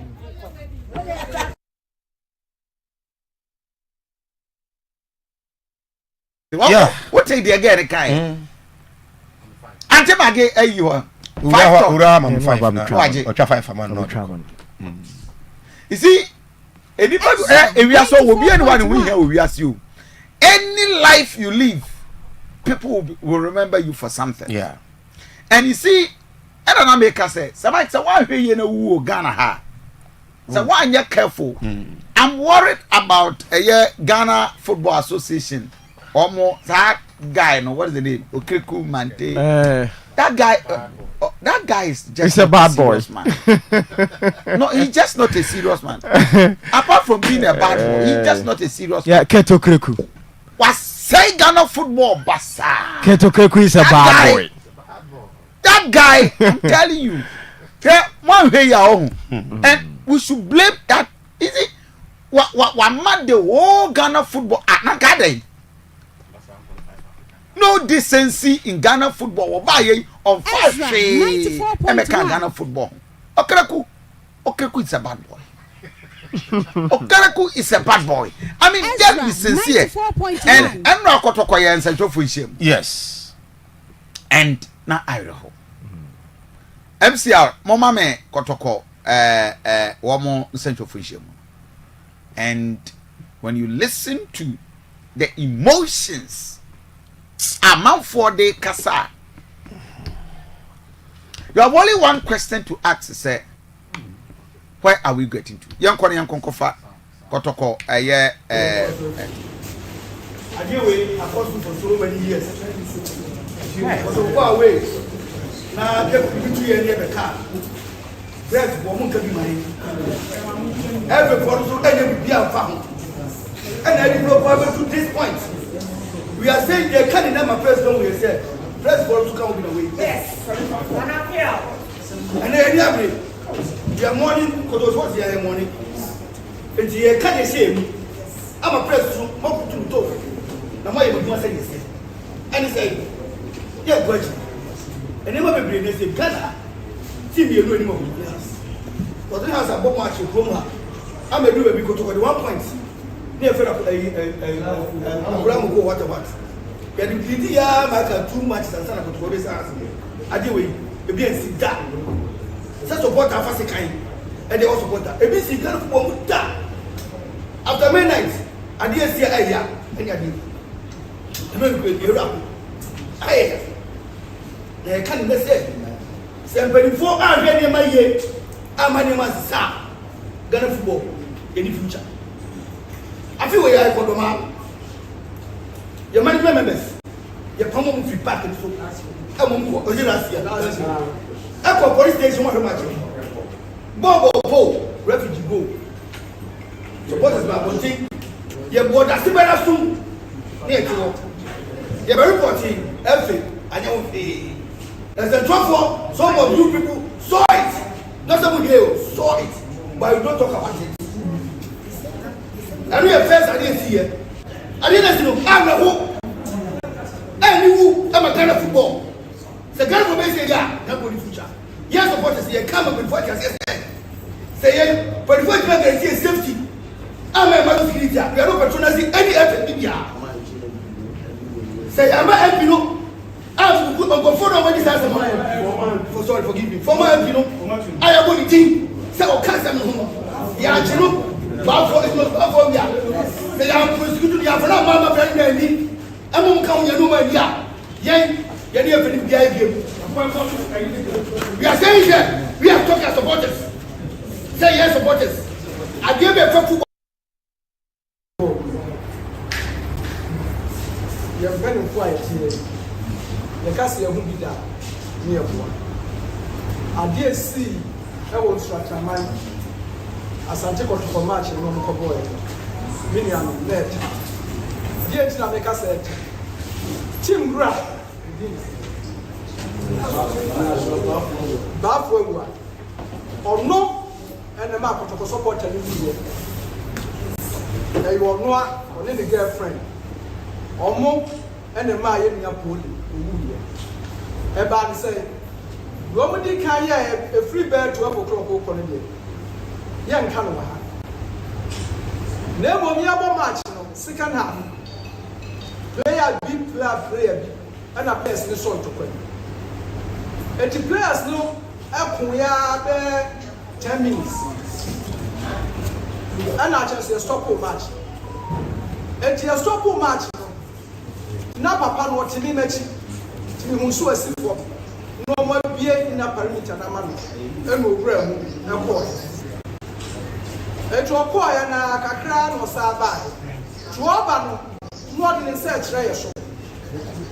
Or the search as soon as say, Yana, no, I say, not just your cousin and Nako, and was it there, Akosiapia and Sunny Emra. And to support us, someone to say, there be on San Rasen, and to question a dear baby, or nobody be to Nani and the Tiamanima. To support us, Nana, a yako to support us now, or Mutian, and so on. Tianuna Mapa Panobaya, or Pessoa Fa, Kosiapia. And I only catch and so on. And when Papa died, and my friend supporters. So when we are so many bullying and for an and Abubasa, so yes, and transfer or Mapa bullying, or what did they quite? And a year, Akasakasa. So what will be a move, but a year, Akasakasa, about 20 minutes. And son, I'm going to and for and about the country said, make country bowling, no sorry, no poor match. Now, it's a little poor money, and no sorry, and no part or match. To a poor match over here, and Papa Panis were so, and your catching some Papa Panisha, and no Kungo to do a Papa Panisha. And I just are sending a traffic. And she said, you bet 20 minutes, and Sana, revenue, and started ball. The referee started ball. Yes, so Kotokomachi be a question. You want your person, ye. It's a yard is a Sadia Capole. Yen I have match, never found no. To sell policy for moi. Sell no matter targeting. Get more yet more Papano radio stations. Or no, and no offer walk at Rakabi and even Popoli. And I am Edging. Several, me say, why now? Or what? One less kind. Well, I must tell you. It's your woman that can find by. I'm afraid if you feel over. It's your number sitting down one or this kind of war. Have you saw this kind of war? What your doctors report about him? Who shall I put the partner? Because the party has said you don't want to see a crack and now who bear. Say it to me. Not if the walk and the one Akuma. And Mamma Johnny knew a good. eti eba asari ni enyine sorry tie bi ona chese ne cost baby a ha yen ya ne se ye pe body no nya sa na kian so eti ehun hwim ya ka nipa be 20 eti ade no call hospital na chese ade no hu hwem kra se bi wana o free eti ebe se ka kire mo na mu se ne ma ye ni de me se eye bafo papa na ni team no ono ene inside supporters no emo yes I Mr. Master. So Adusi offer anwa den and in fact the ebobo bane obi ani di wom bia ye nche no there's this guy ye boni din na offer onim say report ni bi kire say girl no a ye ka ne ho asem no your friends say adwa de say adwa China no say why no you say oye adwuma e wo ono aboni station na yase wo girl no ba betena wo nche wo stadium ho bia na so target na otie chama K54 edi nkomo kwa etira o say tamu policy form no na girl no na gina main gate girl ni for abo wo ba besi a wo tobo wo ba de enka wo bo fa ho wo ba de ne ampe wo ba ampe wo ba akoko no aduane wo ba de wo ba ampe wo ba akoko bo tobo e ma bobo na ma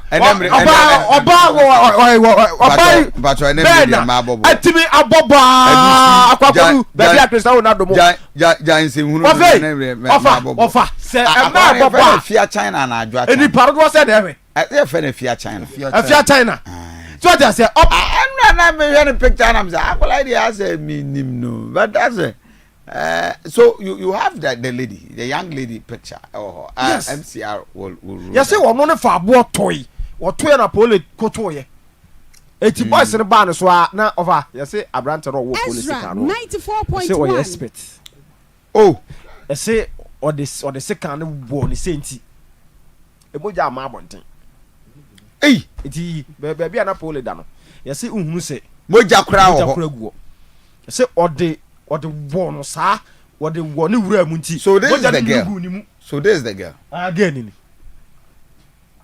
ni so what you say na on for one question sa na ndede oba ba allegation na baby the way of fear China baby egusie free baby aro no baba is an allegation omo ko ho nyina se wo fa abo to obo no so ya opposed for investigations. This is an allegation against the lady. I allege. Okay, who either say ebi kura no ana say the eka otobo no antobo. Ebi say no otobo. But the police is investigating. So and the eka says otobo dia. Otoye den. Eye nsem hunu. Auntie omo wo no second no for how many times? But guy interview am tie. Guy so wo no ba ko pe. I see. Or say or the war no ba ko pe. Na say no see the war no so no. Chaza emoja no enwunu ma abonten mu ahun say so na ba bia wo de war no so no. Say wo de war na akoma ho. Eti enwunu gu ni mu. Enwunu gu na ofa hwese wo da ho na police. Ofa me sese no wo ga na ni a. E wo say utimi enya posifo no amount tie kakra.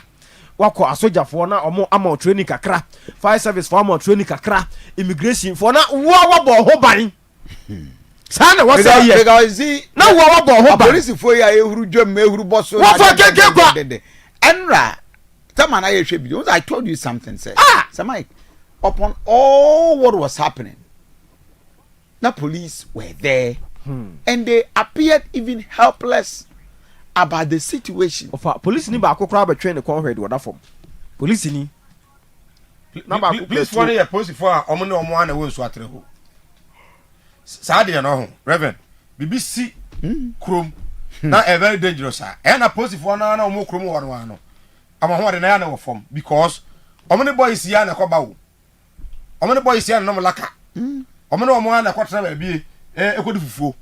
And at times no na anwade on be sa preventive measures no ya na form. So Mike, we are professional. You don't have to do those things. And that's what I've been doing. You need to be professional. That's what I've been doing. Ezra 94.1. Yeah, son for you ha. community or team no one no more no sa no more na bobo no more na bibia so any seven fans obi adi bone our community mu a can you be bold and sit on air and point fingers as much in the air untimi nya call him so anhwe ya ombe call him so anhwe ambabo anasa wo kra no ebia de won so no ma ye bia ma bonche no doso. That is what some of the police officers are doing.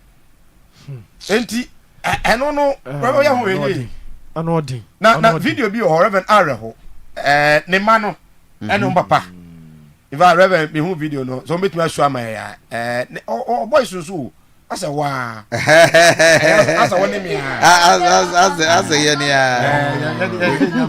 we boys comedy no nya na se no kwama no de na na be ma no oba no e bi sponsor don kono o so na afri adwuma ba first mini fie chese nka no masa okay as I pretend to osu ah ma be kono ni osu oba say a move yes na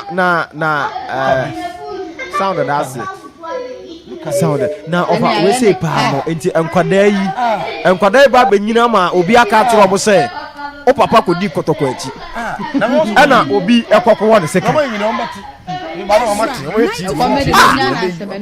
enkwada nai pa boys and so hey so na afri adwuma ba ana from ofa because ofa from obako na no kra no nya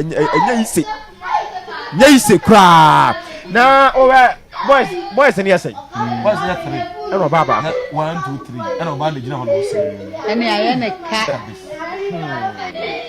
edio ofa edio that is no kotoko suit no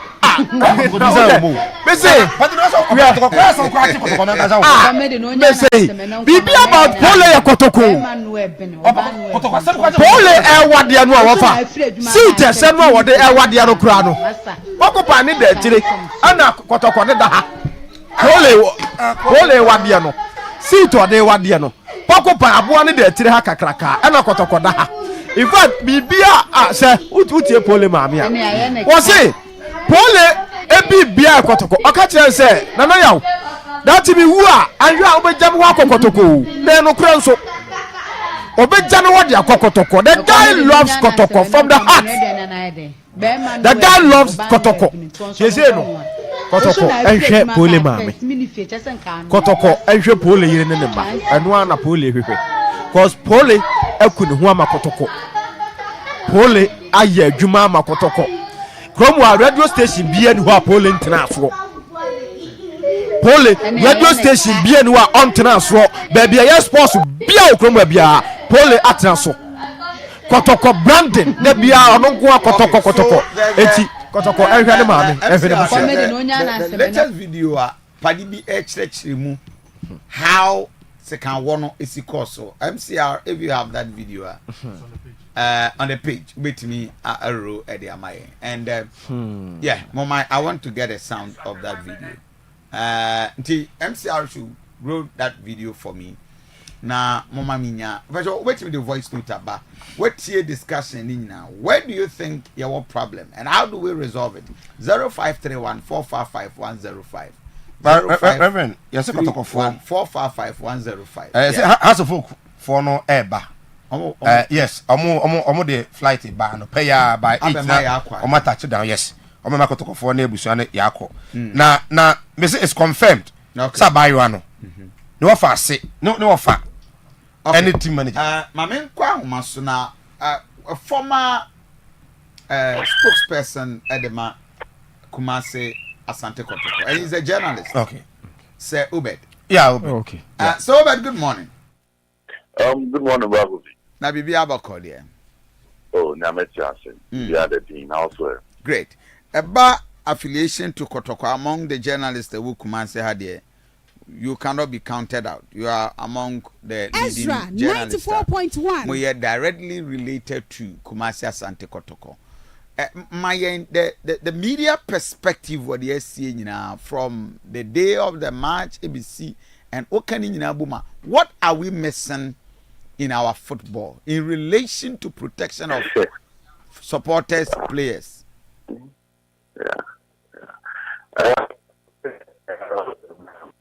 kanjina o fide so na memma Asante Kodoko abusua ni nyina ya Ezra 94.1 memma pole abusua no so yakọ na incident we there we go follow pa because it was a match and it had a lot at stake because Kotoko at this point no more on top of the Ghana Premier League and na in Suatre so no the Omodano Omentinya start and pick the necessary points that they can be relegated. In Tinakwa say every club needed this 3 points. Ezra 94.1 stay on top, and in Suatre need the points to survive, improve their chances of surviving in the Ghana Premier League. Indeed, they know around 1 o'clock, 1:20, and after Ezra 94.1. Timbers new remono na in kakra SC and surprisingly there was no security personnel at the time that particular incident SC na Koskobas new so not only the supporters of Insuatrema and that of Asante Koroko normally from team security and some of the passionate supporters na na Koskobas new so that was the first aspect of an incident that is free in Swat by the agency and the now when the game started, attention in the nature of the pitch because the nature of the pitch on that day was terrible and was not good for football. And he said video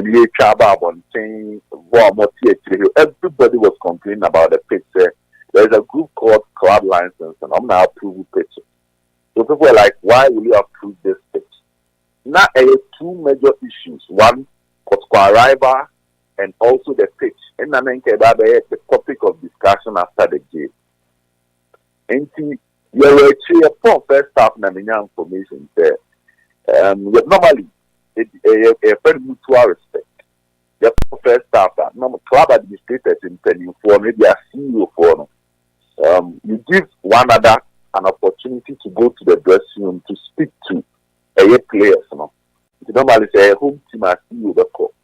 And I'm also means of the call the home team, They allow away team, If you are telling for them, so dressing room, one who players are for Casa, you are kind of typical promises say match moving near the extra bonus, one to also. It's more of a motivation, a traditional game. So you for the your first half, Nana Penka, Kuntumpunia Ferry. He is the head of Asante Kodoko IMC. And I'm sure about coach Kwesiapia.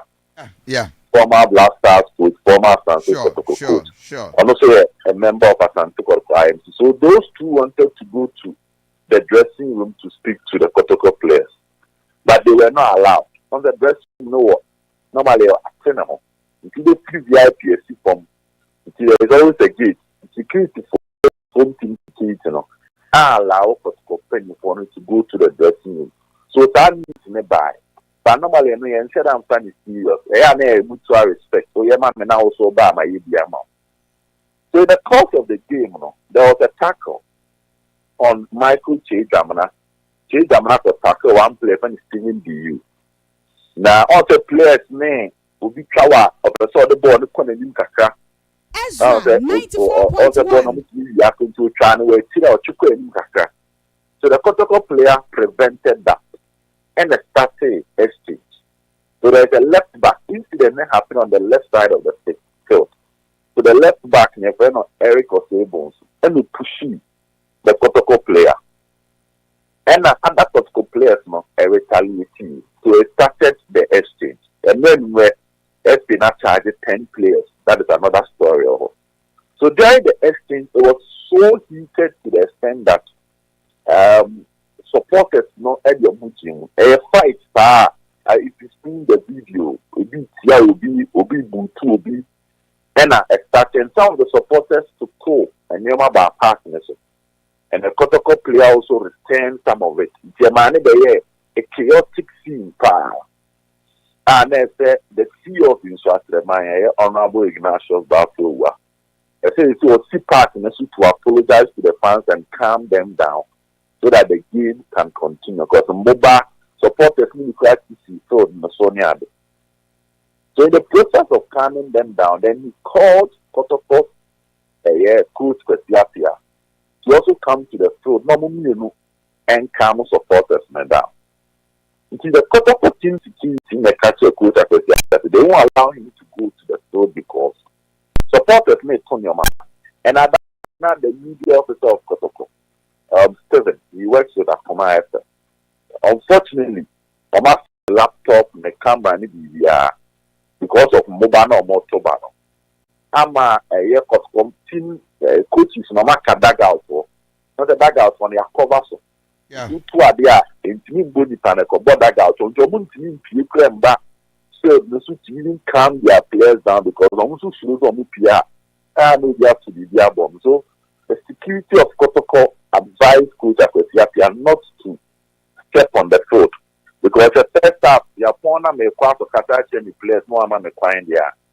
Why should I come down now that there is a chaotic scene and in Mekamo supporters? So he stayed. And the honorable got annoyed to some extent. And that started the kind of say the VIP of the stand. You say, no, issue no move from field. And a stance. Now, during that, it's been reported the disease Polish, and I think of Kasai, Ezra honorable, yeah, my coach at the Yapi now, what about the 2 there at the Abon? And to some extent, the report indicated that honorable was not pleased with that. So he ordered some of his guys to take Poli out. And I thought Kofi says, some move it was reported again, eyewitness. In a Jinko, I've did about 5 eyewitnesses because almost from one or more VIP people that are very close to. And I'm talking about fully compare honorable show. So the first person to give me a call around so bad. Yeah. Yes. So in 1 minute. Yeah, okay. Paulinia ba Sister Theresa. So me confirm me clarify adibi. Hi Ezra 94.1 FM, Ezra TV. Bidi Aduanaba Kofi Asante. Oba Theresa munye na ye nyina ye nue mate.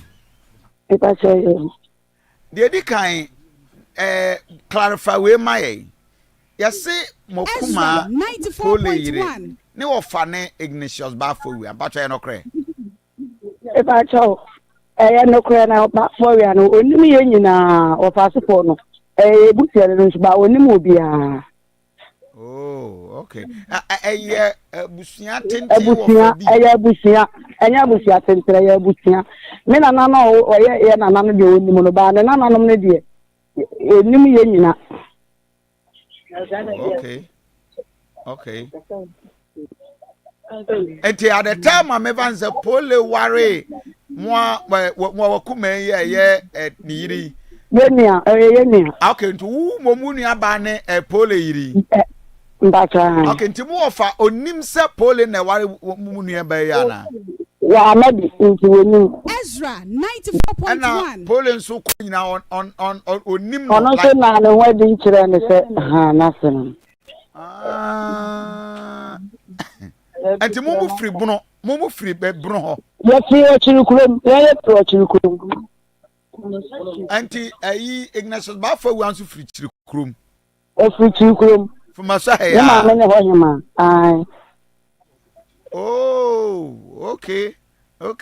Don't they just about no 2 years wakotna. 94.1. No. Ai. Onka fra wate.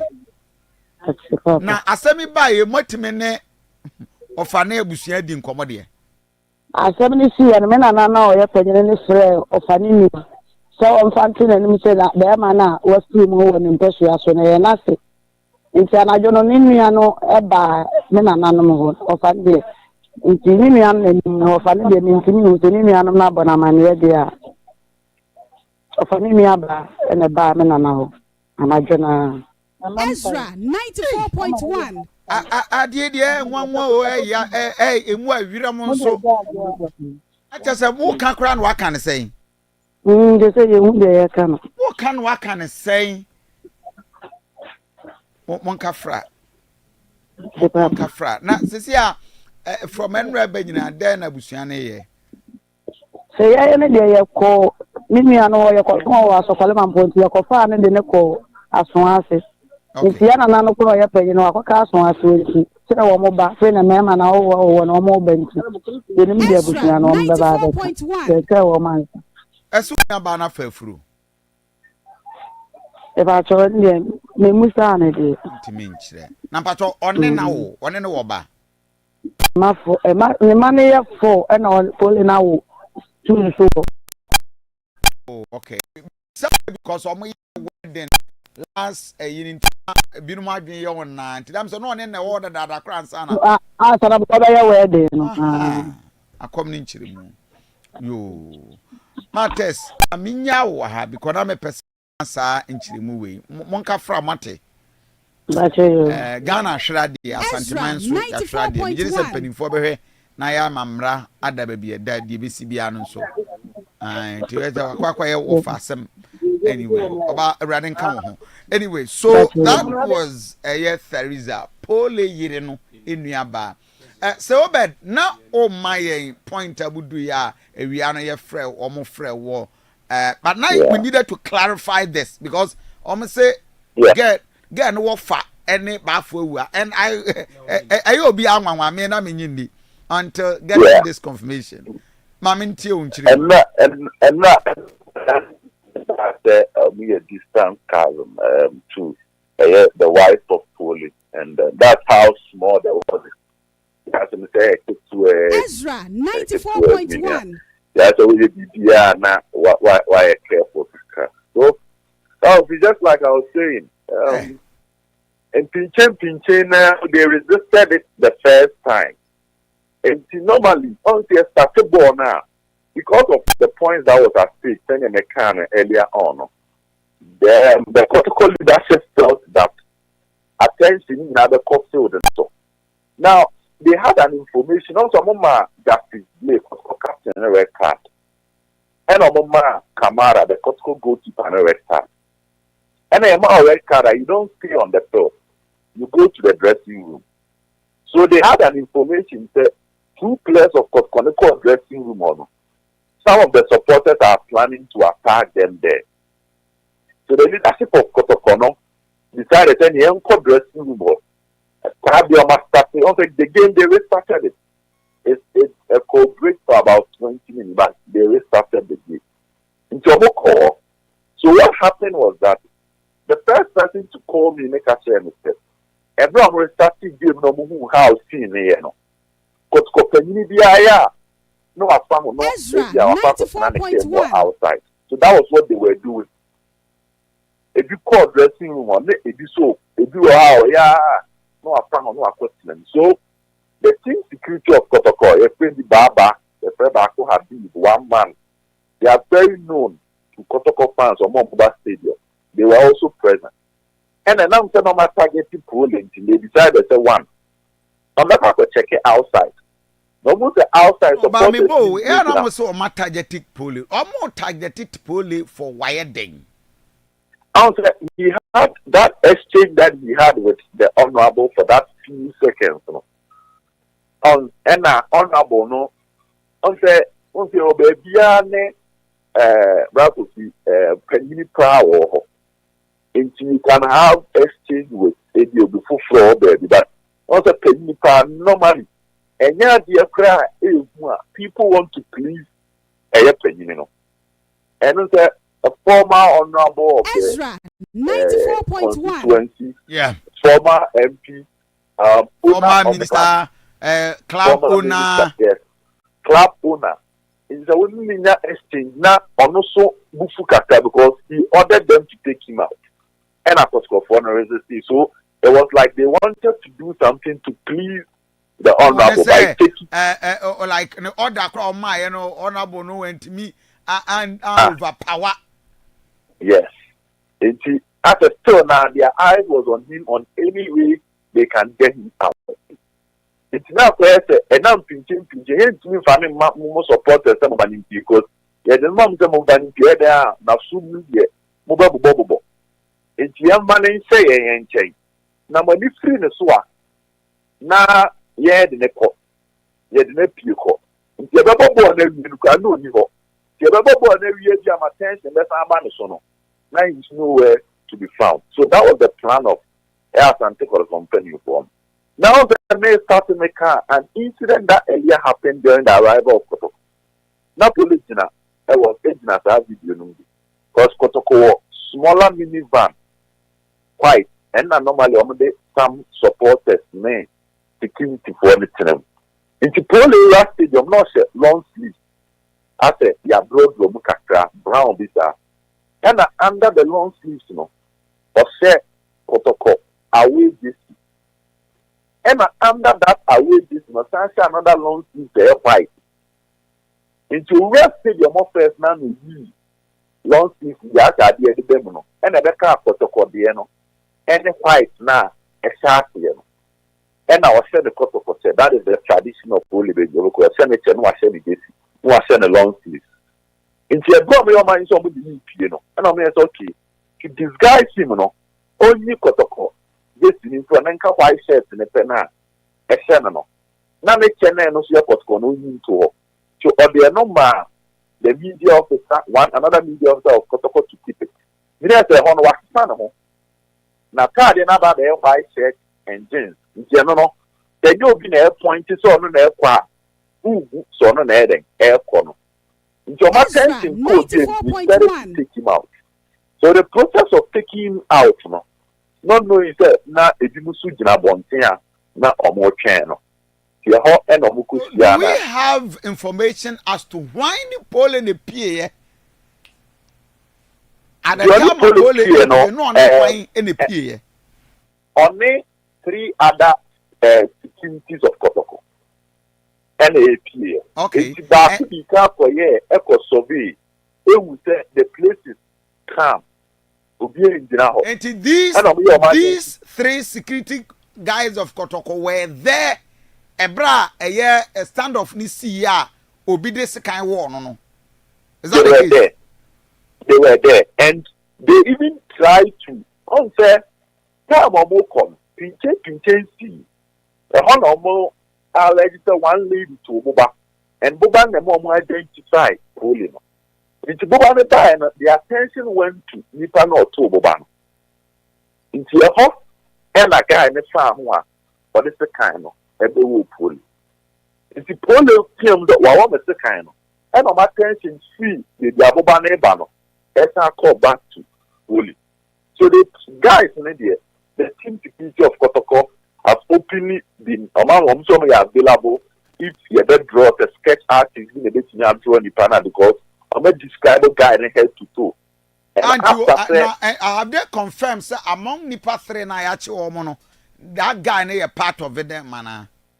According to the description of the man, guy, I'm so a Rasta man. The war kind and gather the Rasta man. Rasta man be anymore. Nipa 3 and Ayachi no so Rasta man be any. And see, almost a Rasta man now.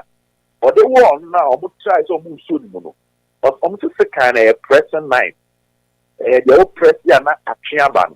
Okay. According to them, or this sea to the honor. Who say Kutan, or this sea no me also. Hey, and a man, it will direct. It would see after, and yet the Awama black not plated, but it will direct. Because a person at the force and the buy. It was or many bomb also police them to a woman second, or my attention call guy or something. And oppressive say, wow, the band should be another wall. Oh, and at that time, the security of Kotoko will be a kuta weapon. And at that time, where were the police? And that is another issue altogether. That's another issue altogether. And OKATAKYIE video there, no, that form, that is the most pathetic aspect of it. Of that form, there were policemen. Ezra, now, that time, number 14 might get closer to the ambulance. The ambulance driver was nowhere to be found, and he was down, and nobody was attending to him. According to security for an PA on the hospital. When do hospital offer? When do hospital offer the gym? In T. Because company for no more if you are somewhere PP, during the game, because you are somewhere PP, but I friend. I can't say this is the incident that has happened. Because what happened is that after a fight on the field, the broadcast sponsors no AJ Bonita. There was an announcement in the stadium that everybody should stop recording. So the broadcasters stopped recording. Internet more video and bedroom. Now I can commentary.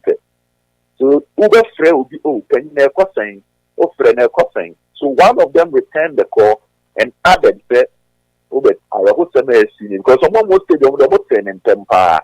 Because when we Krana Uji Mua and more was our bomb penny for a man and tea. Game will cry here, or maybe most of Asante company and I'm rushing to the stadium, I'm rushing to the hospital to go and look at the situation and confirm whether it is true or not. And to the sensitivity of the news, at the time that I had the news, I only wrote that a popular fan has been attacked and is currently at the hospital. Even though at that time, a Penina confirmed that it's so sensitive. So I didn't put up a name, I didn't put up the kind of attack. Just a Kosko fan has been attacked and is currently at the hospital receiving treatment. Details later. That was the poster you put in the app. And a sad news. It's a very sad news. There's limited rivalry between Kotoko and Nsuatremai. Hot zones are when it comes to rivalry. Piana Ezra 94.1. But Piana, it's mostly about the 3 points. Yes, but to the extent that yes, Asotrobi an part of the game, which is not even right because the stadium is supposed to be one of the safest places for entertainment in Ghana. All over. It should be part of people's plans to relax during the weekend, move out with their family, have a family time, watch football, enjoy their favorite team play, and go back home with memories. But in Tessa, in most of the venues, especially when we are bent on getting the 3 points at every means possible. And we know they could lead to all this. The middle for the 3 points, now increasing the tension of the game. And unfortunately, Paul is he is one of the Kotoko supporters that are dedicated to the game. They travel on with their own money. That would be easy traveling to other venues. The risk involved, the road accident and all that. If you travel on the set day, you be the other guy. Because over part of the banana, but you travel, you would entertain, you would dance. The other aspect of the game, which is which is part of it, other places, they aiming out to make the game lovely. So but now media, he's also media friendly. He moved from one station to the other to help promote matches, whether home or away. The political supporters organize a basket. He's one of the people of the court stations to announce the locations of their vaccinacy, the amount involved or more charge, time or money the court. And yes, time your money supporters, so such people should be protected. Because the love of the game, that would be me a journalist, I'm being honest with you. The average Ghanaian young man is now interested so much in the foreign game than the local game. The attention for the local game is dying. If you not few people are committed to promote the local game, make it attractive, despite the flaws. We are playing a league without a sponsor. Sponsor is so. TV rights to Kanye and some for a media houses, and I'm one year to my own born. And Umpuno, your venue do how for crack club the same Mauzi. Because Coco Tapa Ecosia or Mama Media name. And there's a lot of damages in the league. Say, yes, salaries of players are in here, professionalism of other clubs or some. But some people, in the end, you can't be in a pet. You can't say to every day. Now, so the is here. The enthusiasm what ball for the local game, the taste of the local game, that would be, it reduces to a very low format. It's a very sad news and a very pathetic one. Measures today, they can be brave, but I think this particular, and the FA as measures maybe I reported match day 20, the Ebebasu Sunday, and this weekend I'm putting on hold to help investigations on that and all that. But because supporters are granting interviews, the key corporates now, they are not participating in anything, they are not football again. And the IGP has read the family of Pole and Ghana company for to give them the assurance that at the highest level they've taken over this case and the right thing will be done. But that is one aspect of it all. We need a total respecting of our game. But the game, and yet, and now, Abuchile, you are we fans of Mutuquine, because almost the booze of me, baby, to be a fan and saying, come on. They are well protected, they understand the game. But every time they are the stadium, especially when you see and a wapa, not as a wapa, we are. It's like putting your life at risk. But the way stories is too about. They are not the air, Denisa. And your teams in Kitwin are the car. On the mount that home treatment, and our home grounds comfort. Now, most of this are about 18 with you. Idea the core man, you see a core man, but majority of the time, the piano, not story issue. The issue about security in our game is the total overhauling. That would be the issue of home teams taking charge of security with security personnel based in the town. A different issue because Krumafo, over and over, there is evidence that police people know Kruman ain't doing Krumafo, so who didn't say Muna. I now say, yeah, Pata. Because that was me, so say, a Duma and Nambi. But we don't know, we are soon police in our Ghana's uncle. But in football venues, it looks like the laws of Ghana and the police have not been empowered to apply the law. After May 9th, the May 9th disaster, which happened in Accra, police wanted to do tear gas. So, as I say, the training and the orders, yeah, mom was going to the stadium. It's more about preventing instead of arresting. But all those things need to be reviewed. Where the police will be empowered more to apply the rules of the law. And you better take enough security at large venues. The ratio of supporters expected to come in and the ratio of the police should not be huge. Because there are 3 policemen to about 5,000 spectators. Under no circumstance can they control or can they help. In our large venues, apart from Koskone have so that number, unless the other. But we need to look at all those things, the issues of stewards. Outside, no matter what, you should also have boy. He was no more than you to the ball. One more head ball, maybe.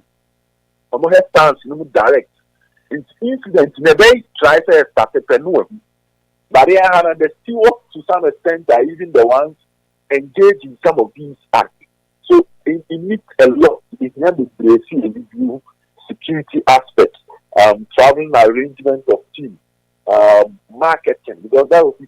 And the story worldwide, BBC, CNN, other top media houses outside Ghana are even reporting the story. And then painting a perfect image about Ghana football. I did also say, yeah, Mount Podium news about the news are so how would sponsors come in and invest? Every clubs at the end of the day for them to pay players well.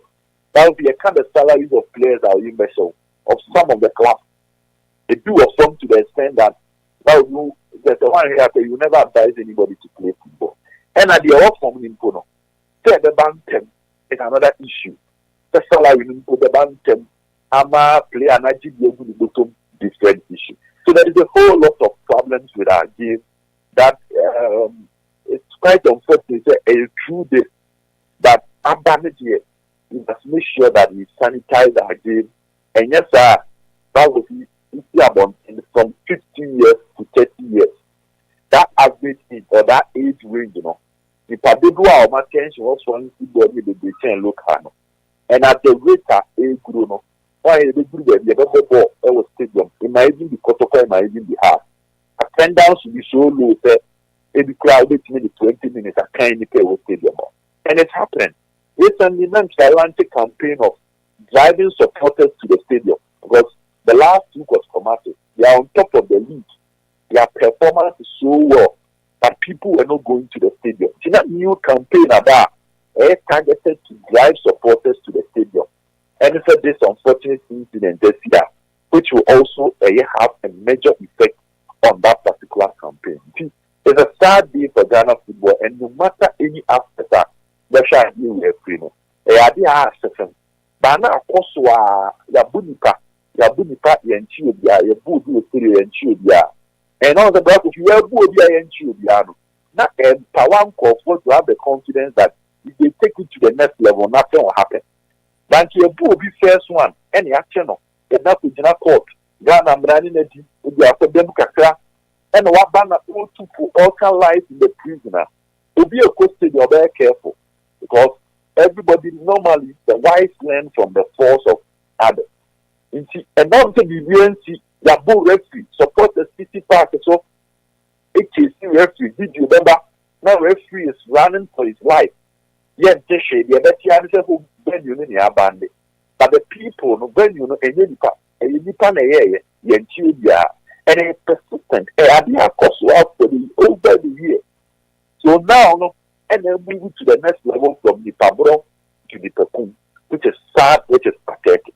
And we are just hoping that one on Thursday they will meet all club CEOs to engage them in a stakeholder meeting. And on Friday, they will meet the team supporters of the various clubs to engage them in a stakeholder meeting. We are just hoping that we need there meeting, a committee. Now at the end of the day, if you pay me and a crab, you better start to born. Now, it should be something else where people will sit down and make sure that a repeat of this will not happen again. And it's not just a repeat, will be a repeat, an attempt to make stadium one of the most safest places for entertainment. But that's the purpose of it. That will be the tuning penny come on the Duke of Yada. Ubia the only team that will cost stadium. Now there are other forms of entertainment during the weekend. So football is competing with foreign football. It's a source of entertainment for others. And other entertainment avenues are certainly in so people will choose other forms of entertainment than come to the stadium. Okay. So I just hope that on this score, to keep the measures, the right measures to make sure at the end of the day, a repeat of this will not happen again. We will set our football, make it attractive for families, people to take their kids. I believe I heard about those will be back than in some now on Janima Stadium. But Ghana, it will be insane to do that, especially for Okawia, because it's clearly not safe. It's like a war zone and a walk.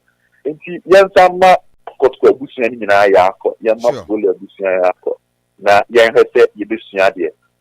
this particular incident. So bad, I'm more than grateful. Bibini ever sign Atun Safro. Thank you very much. So bad, a former PRO de Marco and a journalist. So I do see my yana for a quick commercial break. You been ready to deal with a few other issues and interrogate. So MCR, young call for a very brief commercial break. Yaba, Rebetwa, come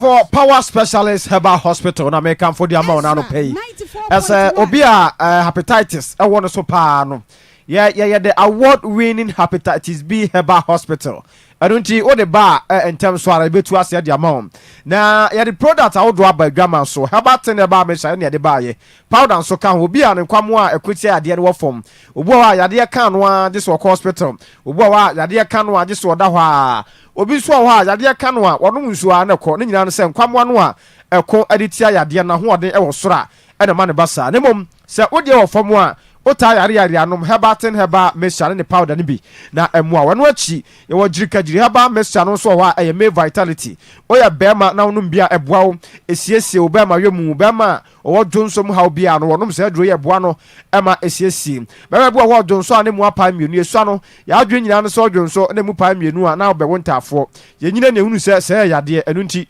mesoro wo ye bema na odwonso ne mu apa ya yade nom se aduro ne bi odwonso emaye odwonso gu taw so enye ni kwa se bansa nom jirika jiri heba mesha na emwa usisi ana emwa emre usisi tayo ya bema de watopabu ohia onoma eboa papa pasiesie usisi ni mu adua eba mala mixen so malaria 3D adru onoma eboa wo bia no wonam etaye ne ya maame no mu a wo motena fa akoton ade koduru anwumra gese ya mobi ejina esisi achi ne miamia no so obansa no a onompe na wo ha no no madua ya haba mala mixen bi na entuase famon Kofi ke heba mesha so de ewadru de obowa de ne bo hyehye no onum bia na ekọ adua ba tonic so de ontimi ne de aduro no entunum bia betima mo de di pa number no 0244 544 422 0244 544 422 Feyase Lake Bosomtwe akwa so ya ne Josbro filling station edi ahwani mu na Sonia Cosmetics wo mo edi Fantasia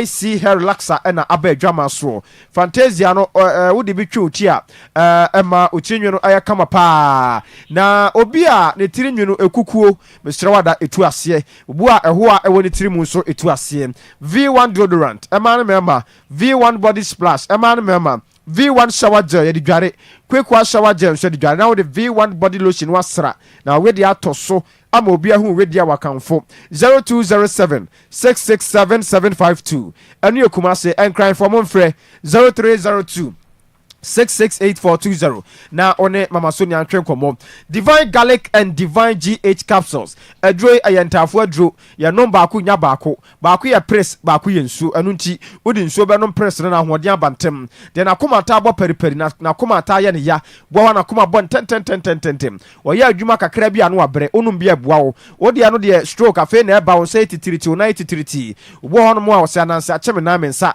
eye stroke no na ebo nka ye nti nom divine garlic and divine GH capsules no hypertension wadro no diabetes wadro no mistro emmanuel menstrual cramps no emma kwan no bebu wa bosome edru pena ne buafu ne nyina ne se yawo a wo famu no odwen so bi na eye no misre wada onom divine garlic and GH capsules na ebetu ase ayem team yade entinu madro divine garlic and divine GH capsules onam tayo ya wadro no enam yade ne nyina say syphilis go no white and sexual weakness oba sabia himfieta ehhye no wa obabu atimfie ne taye ne hene otisa na afi asanso da kura onum bia boa odwunso ntentem a wadro no Mr. Yaba ewokumase mensa takrade repasha ba ewonkran green light enso osunwane 0530 172086 0530 172086 na one aye divine garlic and divine GH capsules so and twetwe enkomo entem so kra ti over mame emfancy wa hanafi yentwaso right I do see ma now I say I think sir with all the issues is you know be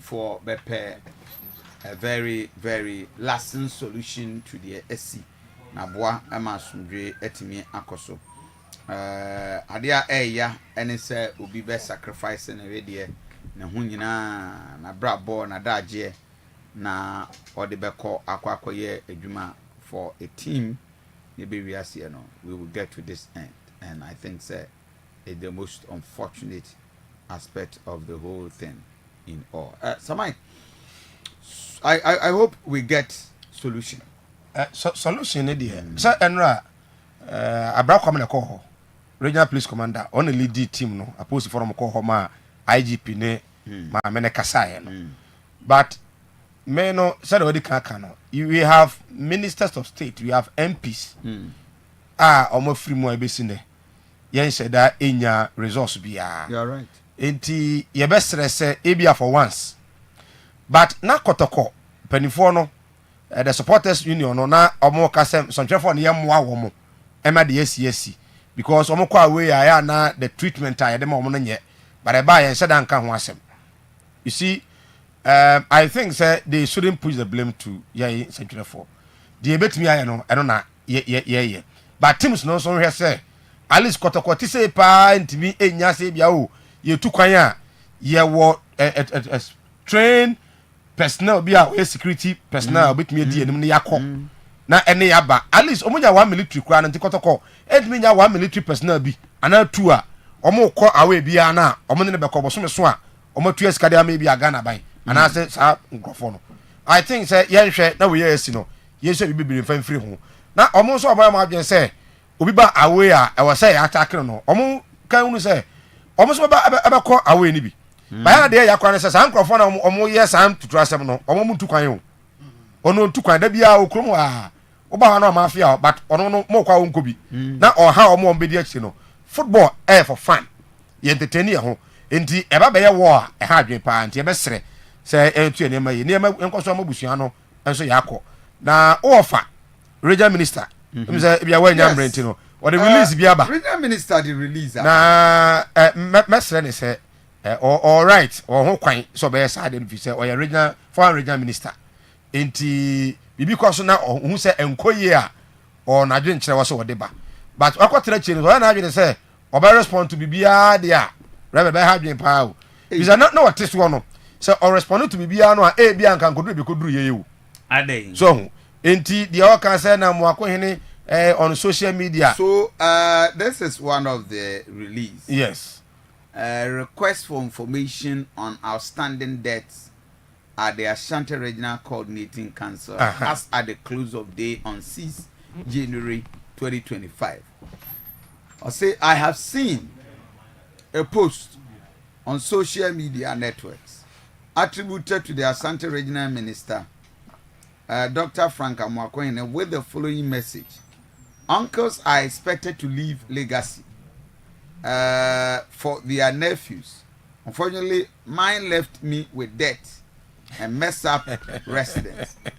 To the best of my knowledge, all major transactions undertaken during my tenure of office from 22nd February 2017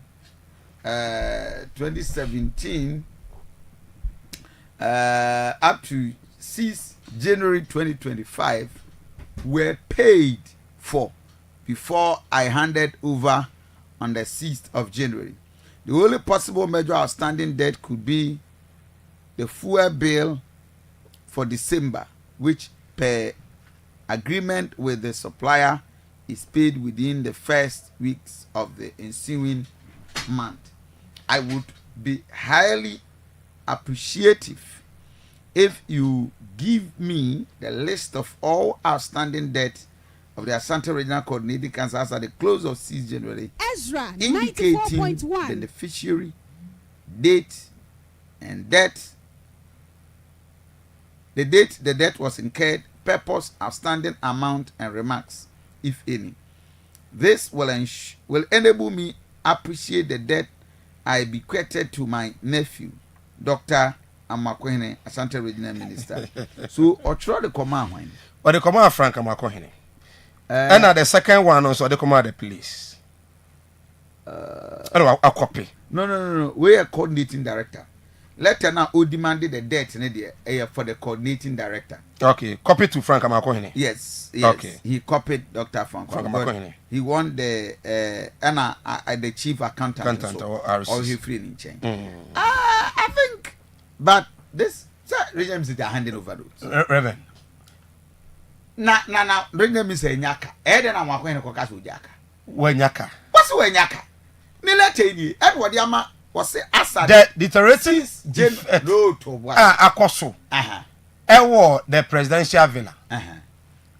It is kind of by you. And when you two, TNE, or can two things. Okay. Reference, I read Mr. Kofi and say, I'm going to say, yes. No of a Janet cat, and a mess up. Good. Of the regional coordinating council. Presidency. Say, Papa Sami, Papa Simon, Ewo that right. Say, because now on Tiasi, I got to let you know. Obey me, Abusa. But I tell you, say, Okono. And yet, I know, I say, what you say, fuel for December fuel. And no, and I reverend. Ayaka. Say, Ayaka. Say, even a 10 gallons of fuel, Crown. Ayaka. No, Nasa won't mean Casa RCC, Edaya Unyaka. Ain't you know, because we in the car. We know Nicolas, a region minister, train will be former region minister, or train will be. Or battery because for me, next one is to call the buy a be or China, Quanya, or Daroma. For Sir Presidential Villano. Yeah. Explanation was of the Maya, no. I mean, we say, it do be enough, Papa, no, he was not on top of issues. Okay. So I was sure we read that one critically. Sabranti be crownwa, na Okoria de or ho, on Okano Korea say air conditioning ade, ya chair no, later no be aware. No can where aware near now to cry a man of bears or 8 months or so. Who read it that way? No, you could see, say, who's that? Macau, may say, and then penny for motif, you know. As some about a bad advice on say, or more M5 release Mrano. Or my advice on you know much release no, or more him view. As I'm there because what a bar. Ubenya so I better not say, you be remember. So, yes, but I Oka say Ubikoria and Yama or no on your way or little crown or catch and our castle, you're jailing 18 months. I did we expose Lucas were exposing. Go we are the money for us, who when we are in front of one thing. And so, in the 1 year way, yet no court, I jailino, 9 year way. You see, yes, the information. No, say our track police commander. So when your investigation, I brought an investigation a day, and I saw and near my windows near the idea. Because as of November now, call Hono. Yes, near me. Now oppose for about my own in the opposite for 24/7. Yes, and you know, on no call 6 near no names of BC cry a day. I get out on the so two windows near a senior with him.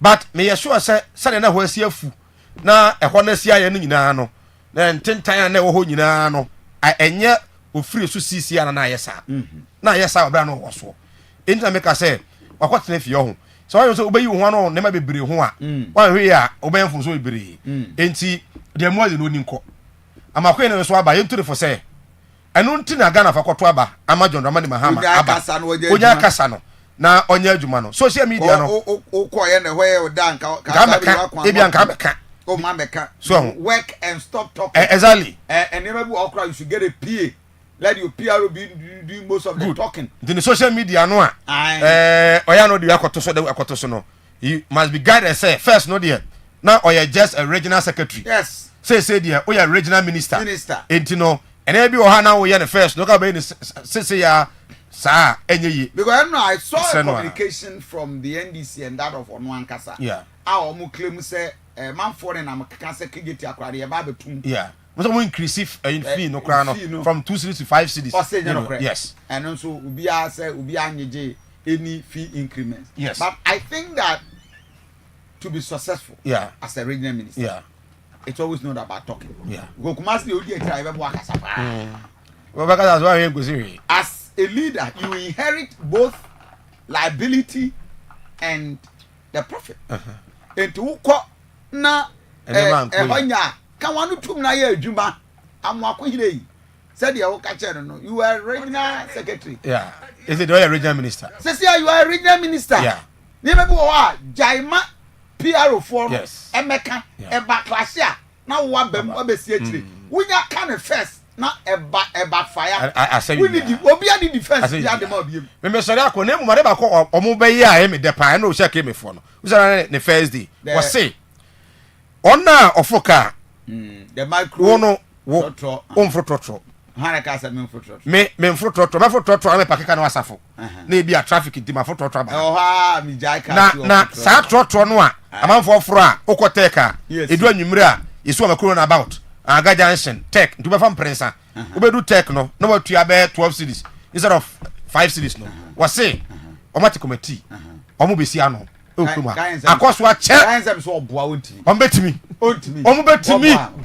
Reverend, omo betimi. Former MC tia. Omo yes ngombe ngombe tia ye. And omo anye so mbe ye. They are talking about law. We are talking about law. There is no law. Ah, obetimi akachire me say. Trotro. Onye station car. Me bot trotro. Wa. Ma fa wo kejetia. Me de ukọ bantama. Na wasi. Me see ya no. Me ha me pese me load. Every be kwai. G read about. Na me de call Sofoli. Me nye station car. I'm not a registered station. No tie. Sofu Kofi. We are talking about morality. Sofu Kofi tie. Obetimi aye. Domo ye ne se. Omo ma won sikura o. Wotimi no a no mu Aga Junction. Tek. Is that right? Is that right? Morally, it's not right. Legally, it's right. What dear? Tie me. What dear? Committee no. Meba. Omo share se ne entiti obi mo. Enyo entwam damage 500, 800, 1000.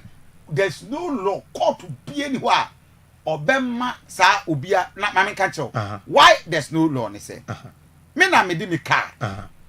Enya aban car. Enya ayi metro mass. And one me fa car no station. Okay. So I be find the station kra me ji wiskasa me de wo kwahin. Tech Junction. Me da say. Yes. Do you know what me call tech? So for to yes. I mean for to no what me gina adum. Ma fa asa me de wo kwahin. I'm coming about. What me ba. And I wo also wo kwahin. Tech. O na be ba. That's what tech. And I me say me pai I'm a come run about. Yeah. I'm a come run about. Yeah. Me can tech o. Yes. What about before me come run about? What you am come run about fair? My Jews carry. Me do am ko run about. Okay, Mesiu. We am about Mesiu. Me see we are na me pai say. Alaga Junction. And I would team now so me Kotek. Me crowd any means. Me trem na me no wako. Me pacho money bay na my ya. Reverend, money. Forget you are talking about moral. But morality is wrong. Oh, there be. Tio, Reverend, but so not to me car. Tio, me say, me te be car ska free mo e say. And this omo ya de sa e affect you. Okay, ska tell me trot that dem fa case kan. O fa won say. Me aka Kofi Asante tu aka na what to case kan. O fa won say. Me trot that na me. O fa won say. Ma me ma ayi me MC Kennedy akwasi kan kam akwaba. But by yen kan okre say. Ade we Kofi dwuma no time. Mama part no time. Okay, say mama part bi nko to joku. It is possible. You try. It is possible. It is possible. Only 10 yes, Kumasi. Ye pesa ye boa. Na what is the name? I'm walking here. Yeah. Onto na boase. And I'm catching say ye mubi. Say be atene Kumasi ache. Ya anwe Kumasi. Yeah. Ye be deep pa. Kumasi ache. Ye nim Kumasi. Yes. Obasi ya nani so atan. Yeah. Obeye bibia ho ya no apim. Yeah. Say want to solve this problem. One, we need cars. Ebia KMA and I say you sponsor a private company. Okay. Now, but your man the cars do na aba. But me answer for me electric cars. But me electric cars aba. Or the bear 20 before elections. Buses crap. Major areas within Ebia ufri ha komampon. Ufri ha kwa Joso. Ufri ha kwa Tosu. Esresu area hono. Ya wo buses a. Ye do omo efa nipa. Like kofo be ye ni bi. Exactly. Inti wo no station car wo nipa ni say ye do be go straight to Joso a. Okay. Enkofo trotro. Trotro will be compelled say ye compete with you know. Okay. Inti obey den. When there is scarcity, demands are high. Oh yes. Inti ade na ye can one solve problem. No be na say na kokko na wo driver na what to car ma me. Bosumu suna me yes. And now that's nan kasa de omo kasa de awoka say. No. E ka num ne achi omu wi a.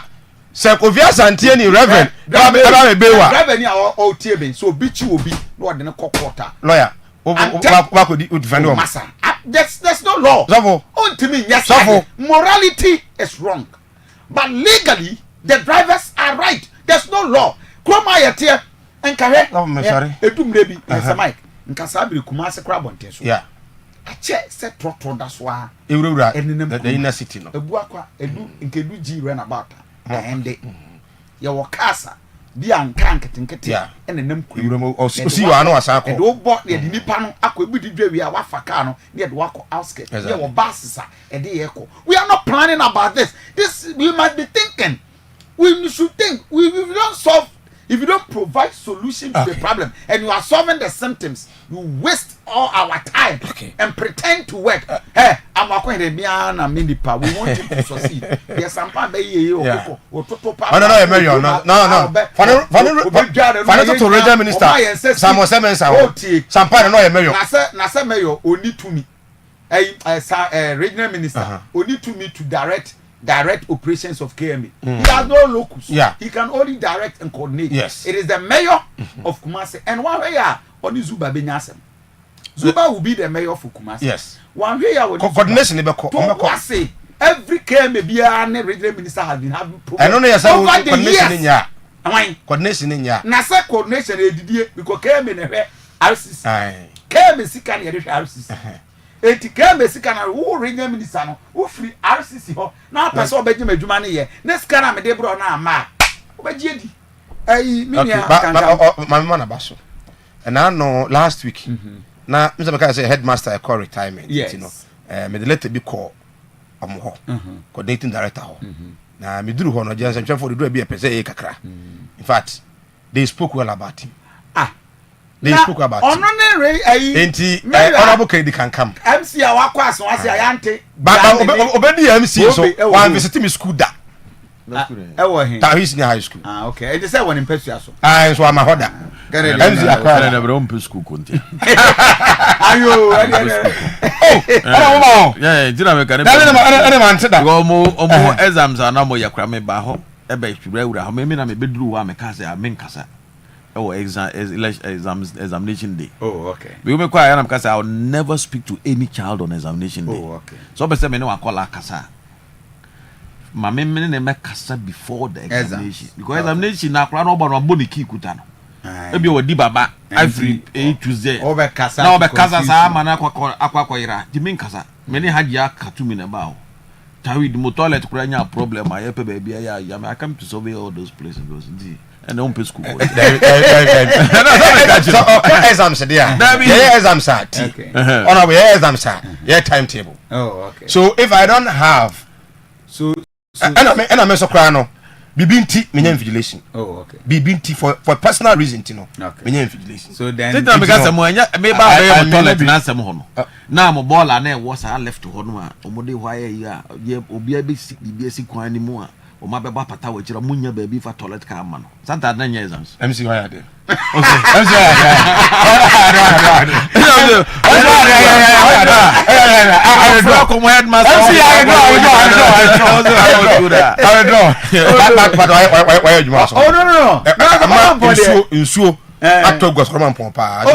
yes president I was certainly agree my brother thank you came here edibo and last day okay I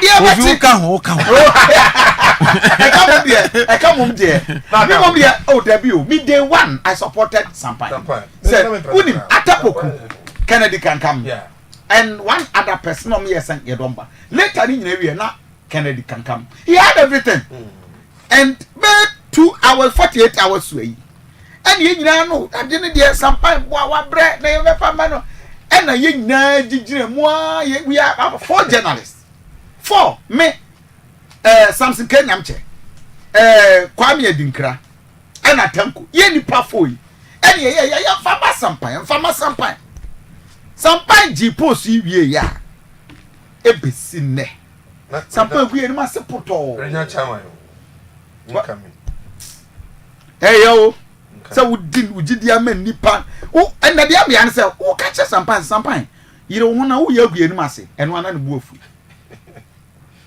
anyway we hope say next time you be sua ye nyansa but I think the person I've ever regretted canvassing for a position is Sampai because he has seriously defeated some of us in all eyes. Obi aka o ko visa na wo ye. And I mentioned 3 Rev can examine on Yaju. Oh, what no can examine on Yaju because Nipa Nebia owns limitation and buy a limitation. No, but say, let us know. Be an American hands, but you are the person who swear oath of secrecy and oath of office. And the Union will be to have a casual. And he was also being guided and binded by as a Rubian Nakuma. Oh, no, Biana Nakuma, Obia free bunny baby, Obia Nichiro. They make ideas. You pay no bet me a me. I'll do this no matter the consequences to hell with it. A typical example, Santase Market. Yet to Kroma that could too ma. I know Papa and make us there be entry a bossy. When we are doing project, let's go into detail. Contractor and a demand. Me, I have information as a contractor. On this scarecrow bit my. Some frame me radio so a reporting a Kofi. Yeah, the project a bar. I am when the naysayers no. Na money nam so ko me ni problem but me fierceness say mana mutu o contractor no oni capacity confident intelligent be na wo e na menu ene me ntokwa e na poto na yakoje ba bia ye and na me no ka say the most crime prone areas e wo Kumasi ha e Santase market ho no e bia market na kana said yes we are one e won for force kan one say the make o ka ba bia ye ni yi mafiri nya na me yes as you know the background so ampa on the wu mafiri asa on one of the background nya na me yes ampa enti e wo so timi yi me credit to go Adiano Camille Crop is a Deba market, yes, Deba market. And so that their background. A ground honor. It's true, it's true. A people Santazi Ota, Fatu Krumina, Kofa, I am for no day report. Woman, but Mamma Montro Niga. It Nasa, I be a man, I am for no say. One more boy, you own another boys in the bubble. Almost about your money. And as you speak, market Nisio, only God knows when. A contractor. Let me contract and frame. Kofi, Bibinia to us, and so Ukwaji market. I will him so untiming. Now, what could you trace Kama or more? Any quaso discount or Mujidivi. See us on Waka. Idaho. My MC. As well, wait an entity. I will enter. Mamma, Reverend marketing. Mamma, any. And you have some point you baby. Now I was saying in grass in your berry. Oh, the which our market was Asante Rabbi Yamro. Who was starting project big ones in a one year because I'm no project I'm starting to me. Saying come up. You plan at least something of best. But anyway. Mama watching me. Me also me mama my feeling was still about colors and I am colors for the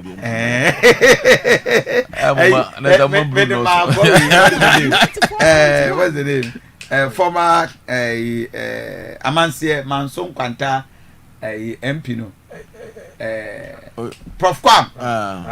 What's it called? You call it the NDC for Kalas. Anyway, na any of my book. Nyame adumboko. Yes, I asked you. I say edu baby o ho na nipa kwakwa ye adwuma kakra de abo man. Na wa ye bi so ama ho. Na wa ye bi so de ama obutia so ka. Good cry ya. Opposition. Okwa abroche na wanfa manko. Oh, brother. Ada me kwa abroche mani baji papa. Yi radius. Ono da bia abroche no. Take you no dey na we. China, Germany. It me ko ni Asia airport. What's going to be Kwabo? If I Kwabo, no, I'm me do big it, me do big bag in the Gojano. Oh, David. Who's a some comfort echo a big time commercial for one time. Thomas. Okay, can you know for a very quick commercial? But Mammy now opening remarks, we're looking at our educational sector, Kotoko Brante, and all that before we come to another topic. Well, I think that Nyoma is in the I had made a Kotoko, the end they have me too much. On the Abranti warrior, Unipa be a warrior, but Abranti warrior, on the mature because we'll be named the Ogobe Dachi. So somebody who has started this life, Kotoko, baby, Utimi Boko, at least when your mouth can't cross a Casama Kotoko, and Yasam get well. Kotoko team, no, will be a sorry, and a fowls out. The system that you go through before you can even get it that stage, you know, small a system of a and you will be out there the man is open to me. na adeɛ no deɛ na adeɛ ayera paa awerɛhoɔ paa yɛ aberante ne maame ɛnna busuafoɔ america sɛ okay, me I don't want to go to a certain me me call a certain line mo on the major but then na dia ayera pa aye ne mame sa ware de ehia ya dafo ne be fa ye etimi jai obitimi ware na wajai de me ka ti ase obitimi ko ware na wajai obitimi life is so go ana ti wo no de mame de oba de owu a untimi nka se me ne me ba e wo wasa me ne jai ba ye nti me kwa akɔpɛ ba foforo o de wo betimi afɔ obi ba tete no de na ba den but e de ya one de ni man be ba ka kyerɛ o sɛ ni obi a o hyɛ da kɔfa obi ye wo no foforo kɔfa akwala no abrekwa akɔne twa nufu no hyɛ da ni man ne papa e de ne kɔ ba bi kɔ tena o ye yi a da ko akwa ne nyini ya obo hu anse akwa ma me anim ni oba be tena ne ba they need to connect and you bet you be ba aye obi timi fo obi ba ye ni ye man ye sen ne ba kra de but ensunu nsini ne de untimi nkɔfa obi ba nso nsini nkɔtoa obi ma me nso nsini so da ti na meka sɛ we no de na de ahira wahwere da de paa ye abrante ne maame wo de ase abrante ne maame na ahwere ba de oh ana mo so we no krasa akɔkɔ no te sɛ ɔbaa no and the name suspect mo bo no nyina ne obnipa ne abusuanfo no de ebe betimi akɔ abusuanse oh offense na aba na ye so oje na offense for obehwe na offense for ananyaza obetimi ajeri no offense for ahwe no offense for oh de bitimi na meka se de ne di na de asai eh abrante ne maame nyeze me ka obi agum de ba de na de ana serious asi akɔ connect no musa confirm mo ye se oba no ye baafo wu ano e offense de na se for yes no so oje no offense for no do muto rules na otua ne offense ne ka ehwe ne offense for no ne na se for ne nana se de nana no behwe mu o he nana no na school fees ni bibi otua ye bibi awia na se nkola no en ho nya basa na obenya bibi ama aye ne bibi asset ne offense ne apa sisi ho na free ho na ne di aira anya pole mame ana ne di aira se pole mame na ne di aira oh no kura ya na ka di but ne turbo ya se is factor oh because baby atena connect ne de untimi nka se baafo be dan na chi ama enkola ne offers no that all o say no offers no kura na betimi asanya obi foforo asa aware no ama ya ahwe ne offers you know ne nana no nyina but why na behwe ne ba wo hu no pole mame na behwe ne ba wo hu ntimi de ana na mu frɛ obi a ne nipa na ekasa on Ghana system ni nyina a problem now yi say Mike kasa na say na mo so na politicians bi mo anya nyina na ye basa wo anya politicians nyina na ye corrupt o me I can bet you me say me bo aka say me nya corrupt o dey say ana me nya no ma tantan have your integrity to what the mention me nya no ma basa anka so ase ke ko soro ekwa on the 6th January I be champions na me commission property a building na ya bon krofo ntimi nko office na me se me ko you are there me man ya to aba wie ye no me da kwasi ada adwara me ko adwuma saa ko peme se ya ka se ya revoke your appointment me ko office ona bia ni machi me mfa body na me na me ma ya obi dia me ji obi sika ana me bo obi apo ana me bo obi kro no ana makoji obi asase ana makofo obi yire makofo obi I haven't done that one me che no ntimi you know me need a problem no about who should do this or to do that so ntimi de maka nyina ne say ye nyina no ye na ye corrupt system no we are corrupting the system Kofi ezi ama me nka sa asemu nchiro mo journalist eturo bi okra nyini panya na mo kwa mo kasa oh yeah it's true me media as I said no me I have a special relationship with you.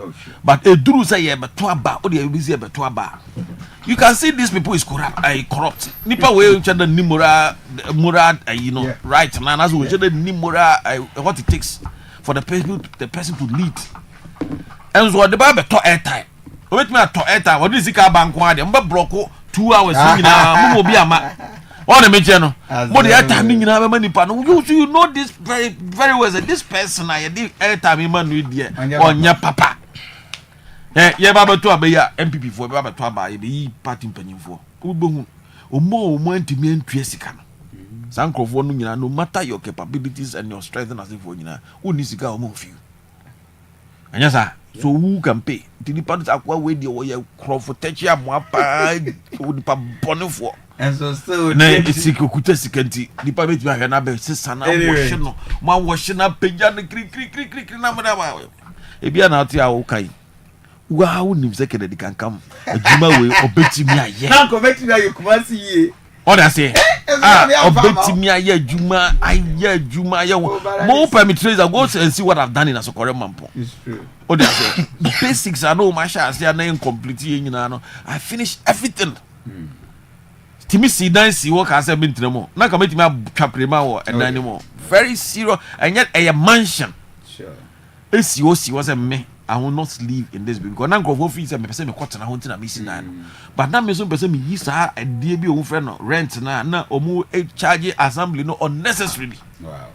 Oh, ukwa rate no mo de assembly na ye unnecessary so wo ankasa na nka ko ha da na tina mo ni say ka huntua sa edan ka no and so still na mutua sa ade no na ye koka na mo ye pro na me so okay say me ka no be ko de bi si dan asam ga dia say na obi an ko jiska bi no mi si office near high office na makomako 6 me si dan di nyina de ama ye high dan bi hospital kwa bi de ye clinic near high me si fufura ma ye de clinic na ko me si dan ma MC na ba no you are not going to rent your residence is there. Office accommodation nyina no me ye ho adwuma me office accommodation nyina everything me we na me say yes I no go over unseen one not about our books to say your books with internal controls what's that me call public accounts and me call no me call my previous administration me time and call public accounts down okay me tenure of office man call public accounts the last time I me call public accounts the public accounts apologized to me. I see. For bringing me there on an error. Now last back clip on the Jeep apologized on behalf of the Public Accounts Committee and apologized to me for bringing me there. Me more show me the audit report, you know, me say, oh my mistake to umpa my member. Regional audit na meko. So far as about a final report to Munkwa de meko. Omu frame frakra, omu frame say no way I'll go. Because me person message me hono ochina bi no be a far report and say timeko. Etimi ko nyina no people were sitting on tenterhooks. But they thought I was going to create a scene. I didn't go and create a scene there. Because making me point here, maybe Auntie Kofi. Yeah, the man kola na say we school mu. I have problem. Mu sorry a nkora e mu na mo di mo phone so mo teacher for man na mo di mo phone so mo ye course school mu. O girl wo mu nti. Na o the phone ama no girl ne dey brown so. O dey work and why you dey free mu. Asema ma ka tia say o teacher ni o boyfriend wo mu nti wa fa nkora ni bi boyfriend no. O dey phone ama no dey browse no dey internet no dey say ni say o dey yan kana say mono these things ni nyina the basic things that some of us are my nyina ya create ya SYA most ana mo pia beto politicians so politician be na o take decision na say technocrat ka so mo mpra obetimi akoko. Thank you very much. I need to turn for on say make am there mo ya mo kam ma do akwa so jam there so eti mo nya say mo de subo no ma politicians are just about 10 even 5 to 10% of the contribution of the Ghana's problem. I hope so. But just that one better now do politician me call Asokore Mampo first one na me call ya begin na me call no who say na me to office then Crawford check for me. Oh I see. Yes of course me to office no me to be true check e ko yisika wa assembly accounts one na me nya we that be say but they na mo say stop blaming the politician. Politician be no signature to accounts. Politician be in Ghana, the Public Financial Management Act there, no, you approve. You approve, yeah. But they do see a cultural check and also a cultural science. No politician in this country, include the president, or sign check so. Ubetimi a politician, acquire MC, acquire a minister, the whole of your term of 4 years, you will not even see the color of the check of the ministry that you are heading, unless you're inquisitive now requesting. Because me what house is here as a Mampo, the chief the coordinating director, any MFO, and a sign check. But the maybe I say I put in a counter check. And I'm afraid bang in Nibia is gada will be as an answer now be check Ibiano. You should tell me. But I say call me and then I'm a confirm once and why do a side check. But I said, who can say, oh, you'll be a winner. Why you say, obey the serious? They'll be just sending the check and the accounts, monies will be withdrawing from accounts without you knowing. And the politicians now, Musumo Triso. Your service, you are bonny for your moody. But you are bonny with Yamoyana and Bessa Mocasa. Politicians need be. Sana is a Mocano. Sure. Ken, thank you very much. Francis, Mama Mwakwa. Bibi Aboko. It's been many years. Yes, it's been many very, years. very, very long time. Yes. Siamu we ni anma start a political suit. Very nice captain. Political suit. The way your political suit. But your political suit, but it's a very nice. Oh, but political. Ever since I used to come to the program, you know, I said I'm there. Oh, dress him, you dress him. But when I look, is a war, Ben Wampa. Oh, Abba Naba. Well, go open Patrick, and I saw cancer. But I can't have Ben Wampa. Yes, my man from Black. I salute to Apostle. Oh, yeah. I'm a Reverend Minister. I'm not Apostle. It depends on maybe out. Oh, okay. I see. And maybe a wife now the crab. What a crab, Ben. Buy me a quiet tomorrow. Maybe I had the idea to come and yet the moment for yeah, oh, say yes, we are baby. Oh, but I don't know. I don't bring it. Anyway, Fuga. Last minute, no, full flight, Accra. No, so Kojiri Post and Sanwaba. Momunyam Fama. And yet, Mamma Kibi Mano. Want you an appointment letter, no fan con Simon. Sabu, it's me, another Mr. President, and I'm Mr. Minister. This is the content of my appointment letter. 8,000, almost 9,000 appointment. How many of the ministers have been approved? And we are one. And even maybe and give you a bit media call. The government agency CEOs. Omuna acting. So okay, yeah, they are acting because boards maybe or they've not yet been constituted. Oh yeah, boards to confirm. You know, nam and cry. Maybe I know or any deals. Because which is about 1,500 appointment. Wow. We said was the candidate. I be charge no. Asante no. A laid down procedure. Mama Nkonko commercial break. A laid down procedure, Kofi. Aye. MCR. Because everybody will be appointed or everybody will be confirmed by the board. I see.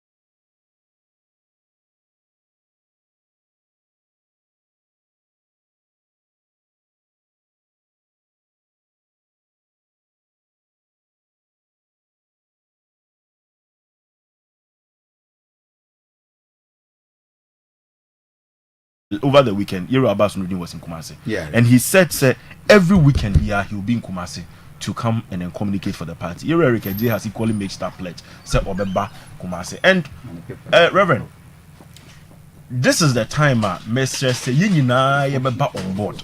Na yaboa ama abino ayeye. Because Yero John Dramani Mahama, His Excellency, I exhibited just within. This is the 4th week. I in touch with the 1 month. What exhibits he understands the work, or you'll be on a jumano, or you'll be a or drink Ghana, or drink Ghana, and the reset agenda. No, what even within 3 weeks, no Ghana for we follow politics. We have no, the man is really on course with the reset agenda. What's the educational forum to look at our education? A free senior high school. I think the Ministry of Education is what a similar committee. We are dealing with every sector of the economy to make sure that the research agenda carries and then moves into here.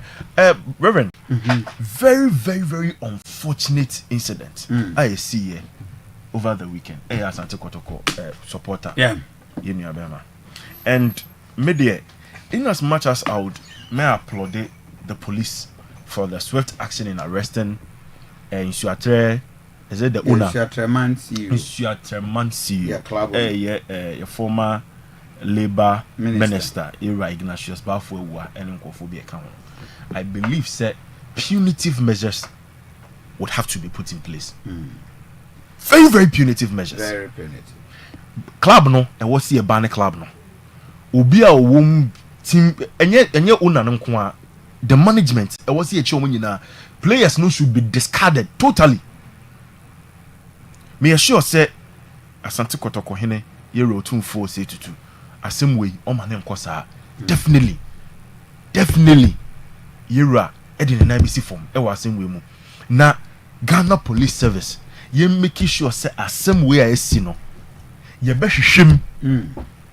Na ye hu to the end of the case na say ya chiri obi nipa we ne di asem no ye na kwa kugina court ba time ebua no whichever punishment bia was here the man based on our because we a murder sabi enye nipa ba akopɛ na tena se bona adwemu poso obeku nipa. I want to believe there was a collective approach. Say akɔ de wɔsi eyi ne fi hɔ nti nipa no odi animu no yɛ kyɛ no so a saa nipa korɔ no ɛwɔ sɛ ɔma yɛhu because football ɛyɛ adeɛ a yɛde gyegye ani sɛ ɔman sɛ bi yɛ kɔkɔ bɔbɔ a yɛhwɛ sɛ ɔyɛ MPP ni sɛ ɔyɛ NDC ni ɔnɔbɔ kankan ti wɔbɛhwɛ na ebi kura ɔyɛ House of Folk ni anaasɛ bi a ɔ support ebi a kotoko ni oh no ɛne deɛ sɛ ɛmfa ho example na aka no yɛ sɛ wɔyɛ kotoko ni yɛ kɔkɔ bɔbɔ na sɛ kotoko fo kɔ bɔbɔ a one more kɔtena ana mo mpanyinfo a mo tena we ebi NDC for ebi PNC for ebi CPP for football doesn't come with political colors into whenever ye kɔbɔbɔ bi ana ye hu ne say I mean even in the tension say tension wo man mu mpo na say Ghana Black Stars and I say kotoko ne ha si kokohia akɔbɔbɔ a obi ade the political affiliation to nche no akɔtena say and support eba ne sen and the football eba ba be a death trap and our football eba be an avenue for chaos. My way. We have grown past that. Some time ago, go for ball stadium and we pledge that thing should not repeat itself again. Tiaban is saying bobo. Maybe to hell with explanations and conforma, all those ones. It doesn't make sense. At the end of the day, what happened? And no was here who now you make sure say justice is served. You see, very key amongst it. You say time one odaho na obewuno. Yes, she ambulance driver says who kill say. Reverend, it's very disheartening. Sad driver no or the ambulance no. I was here children. Police were there, everybody was there. So what happened? And it was like, yeah, and uti narration, just a second, a person want to be at the war. What jump you? Yes, honest, obviously, shame. And I order war, yes, and no for us. So a run a come and really. I would name said you be see a couldn't, and yes, I didn't know. engine make sure say nipa no yes ade no say bi onye nipa baako wan enye say otena say eyenkofo bi na plan ye bo person me yes ade. So let us have all those people arrange them before the law. Do Ghana enye banana republic o. Ye womra wo man yimu. Eto so bi on police fo na wo ho nyina mo wo ho ade we see ni na they should be called. I mean, investigation which should be an investigation. Oda na police for video just air time. Into no my enchre nipa ba ku mienu miensa mi na asam ne nkonkoda. It is becoming one too many in this country. Asim sia. Yentimi nya investigation ne man nsi. E ma Ghana fo nya trust in our judicial system. Ghana fo ntimi nya and obutimi ka say Ghana ha de yekun kwa. Why should it be so? Oh yeah. An MP kura we ntimi hu ni nipa. Up till now. Be them no that's what MPs no kwa they said bebre kura wu. And typical example Yera John Kumadi. Yes I make MP before you. Up till now. I say asem no etu atwa. Nothing is being done about it. And I'm hoping say Yera Kufu Dampare. Any one more police about time no will take this issue up and deal with the issue. Magana phone saying not trust in the police service. Ni na yentimi ka say you asem we buy ye de Ghana phone na follow ye and at the end of the day you hu we you hu be asem ni free buy ye and going for you are dealing with it. My and fan that na radio so be the usual rhetoric. Ni abekasa ni yeko na obi a nukunu as akacha ne say me kwaba football nije na okwakwakwaje na okoya wa mabi and metie ne yire no o say me da so twen me kunu because okacha me so kwaba and okudru okra no frame me ennem anope maame no and just entrance wa no mo war se kan kunu. So as you watch the video I can video no na just say so right at the entrance and on this kind of war. And just people were just standing by. Police 1, 2, 3, about 4. Into police for now no na you see so and at that time yes nipa na or this kind of war no they were rushing on him or teaching I said your pen omra and obi enti yes na police ni gina na police for gina ho right reverend asemu yo ho baby by this time here's our road. You see your police service very professional, but it was CSR into the police service and reorient and retrain them because say police need na ho near this kind of wo be ma nipa na tofom na minim police no omomuje no more twen say nipa ni be wu ansa no ma react and answer then you could see from the video say civilians were around civilians mo na twa nipa no ho ahia yeah civilians na twa ne ho ahia and the police were just standing there until anything say was a serious one and nipa na say collapse impo collapse ya now police for say you don't think it's a serious one until how many panel I mean to get to that extent before your ambulance service here reset parliament when the former president Akufo-Addo was giving the final state of the nation's address AD camp to me trash here now say akwese ye hu de ekoso napo as a medical doctor and I had to come in and we couldn't even put the AD camp of the president on a stretcher. You see, na mutium. It was very embarrassing. Penya mutium na did not free stage so kakakania ko to and people asking, well, you could ambulance service. They were there, green, and they didn't even have a stretcher. They look just say it looks as if this country things just happen. Anyway, wrap up now, Ken. Me wrap up no. Said the kind. I'll still call on the IGP.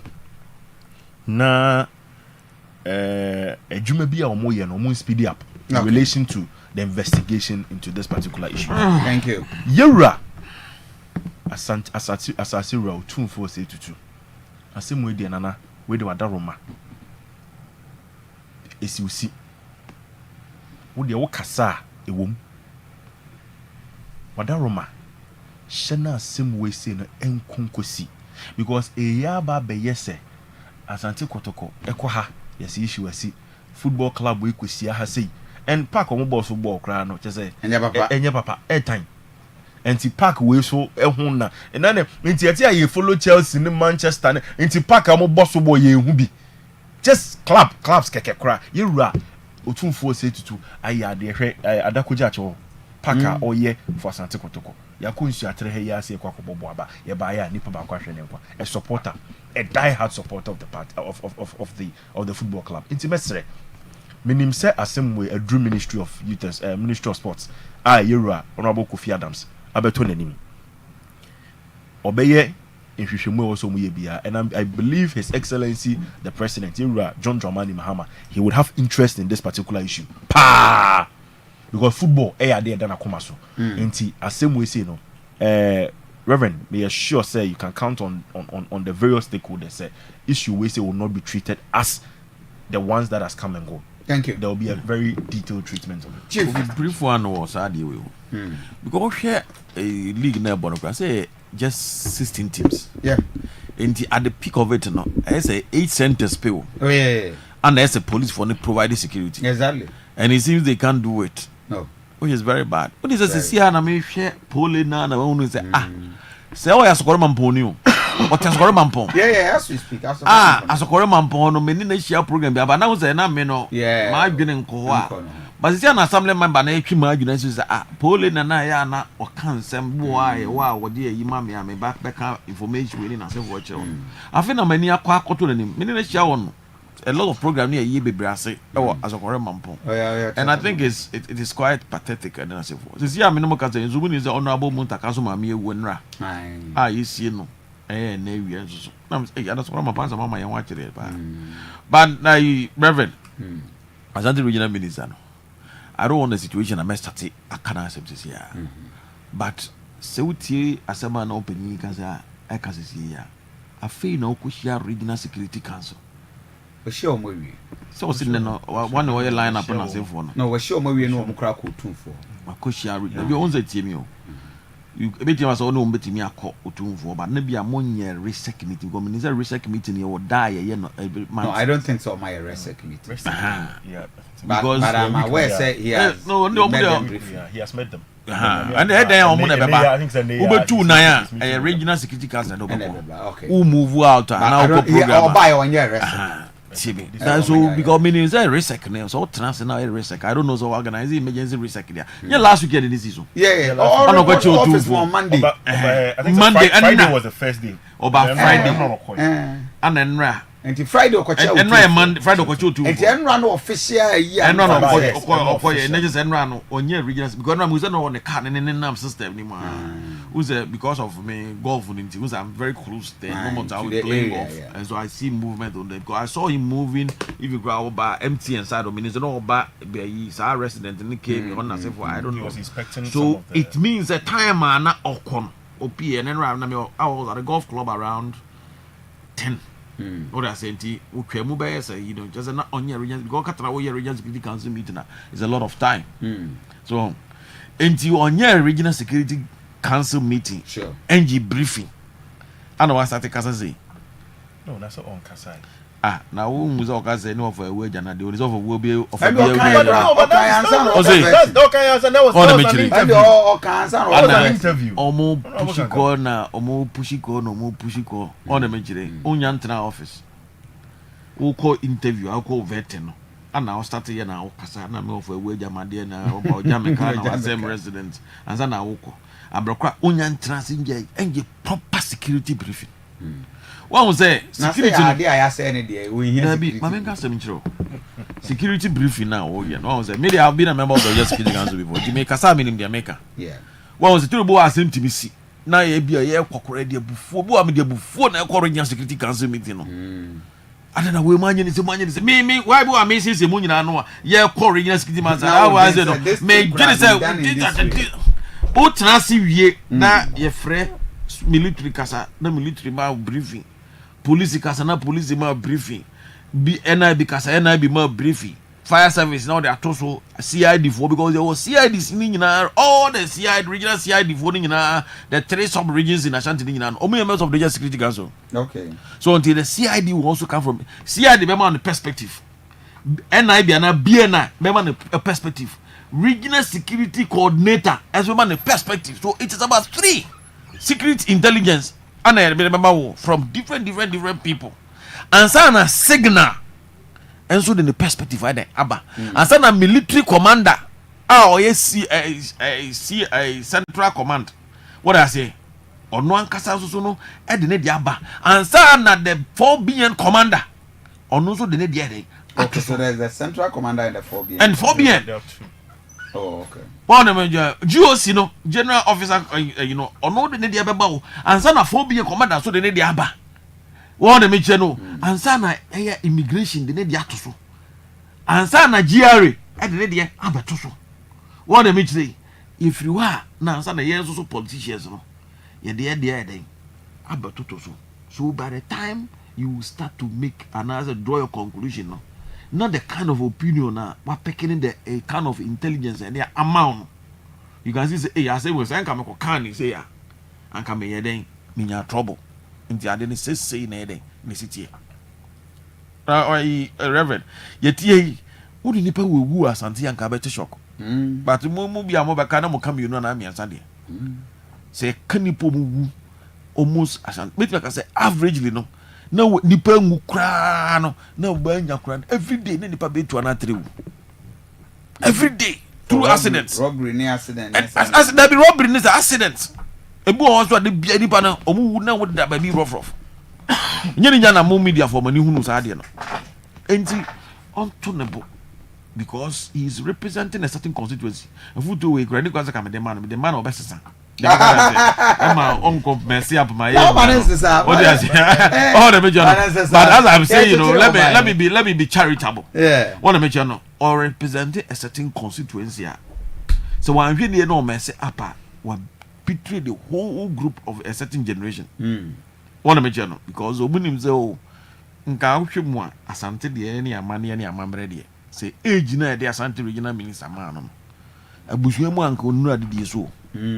They buy Asante amambre mu politics na yakaba me dem nka say ibiano because we NDC mo won panyinfo ana abusuan so no oh man I'm talking about Asante tradition. Asante tradition panyini wo ha panyini wo ho a na panyini abon de bre yi a me ba panyini wo ho no abon de bre yi a I just say panyini no panyini ase na I just say panyini we sini na Asante abusuan panyini die no se panyini wo ho na abon de bre yi na woni criminal records I just want to try na so me papa na yabuzu panyi me yabuzu panyi my closer to be that ofri we de ma of Kofi be no of Kofi be say me busy me to US be ntimi nti endi yabuzu panyi ana ode kwakunya akotena ne na so what I say unless say bia na mpanyifo mu ho no irresponsible asema me ka say ana bia betimi aye ne sa that is Asante me nka say politics that all the mention me mam fa ne say me ka politicians dem dem me ka say nti ye nya gidie o se ansa na busuan panyi o de ma akwala no na busuan ni wo gidie wo mu se abrantie we die osade na so wo si ye ne o man de wo si efa busuan sam de to ye won so de koba ne na sefo no me fa mi amfa busuan panyi ni ma no na ye nyina ye nta na chi unu se sa na ya normal ye no edi sa na pepepepepe na me fi se de ama no the things that are qualified on the mention the things that are very qualified Omufi say oye ni bibia kama ana ede ama no he should not disappoint the age group no or representing because esi ana make no Kofi was a make kachero how regional security council okwa the kind of briefing and the mount and the kind of people who work regional security council and the kind of expertise that no and they say the music omunyo man what make no knows that one say, hey, then if you go there, it means you are regional minister, now you're chairman of the regional security council. No, you will not be a say, Ubetiana is a wow, now busy wuti. Because the kind of advice, any the kind of opinions are ever during the meetings in a safe one. And I'm telling you, those people are maybe almost robiao. Oh, yeah, they will tell you as it is. Make a job, so much now. Almost robia. Oh, you are Josie. Oh, throw an imka. It will be or no commander or throw an imka. Police sometimes honestly, I swear, but some of the comments, I think it's good for public consumption. To me,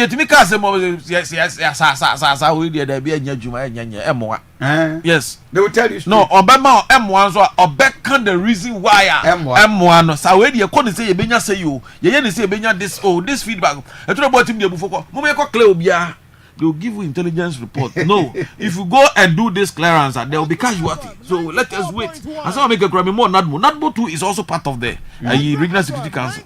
So a whole lot of knowledgeable people. Anna, you mama. So who said the Regional Security Council, no one way or the other, they serve as an advice team to you, the regional minister. So Anna, there were a whole lot of people from different backgrounds. So I can say, per expert viewer. They can tell you. All the mention. Almost can the expert you if you know if it's the political spin.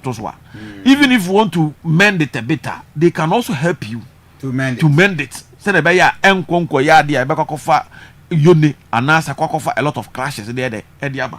And it's a one share security council. Oko chair otuvo. Ebi kura unko kuko munkomodie.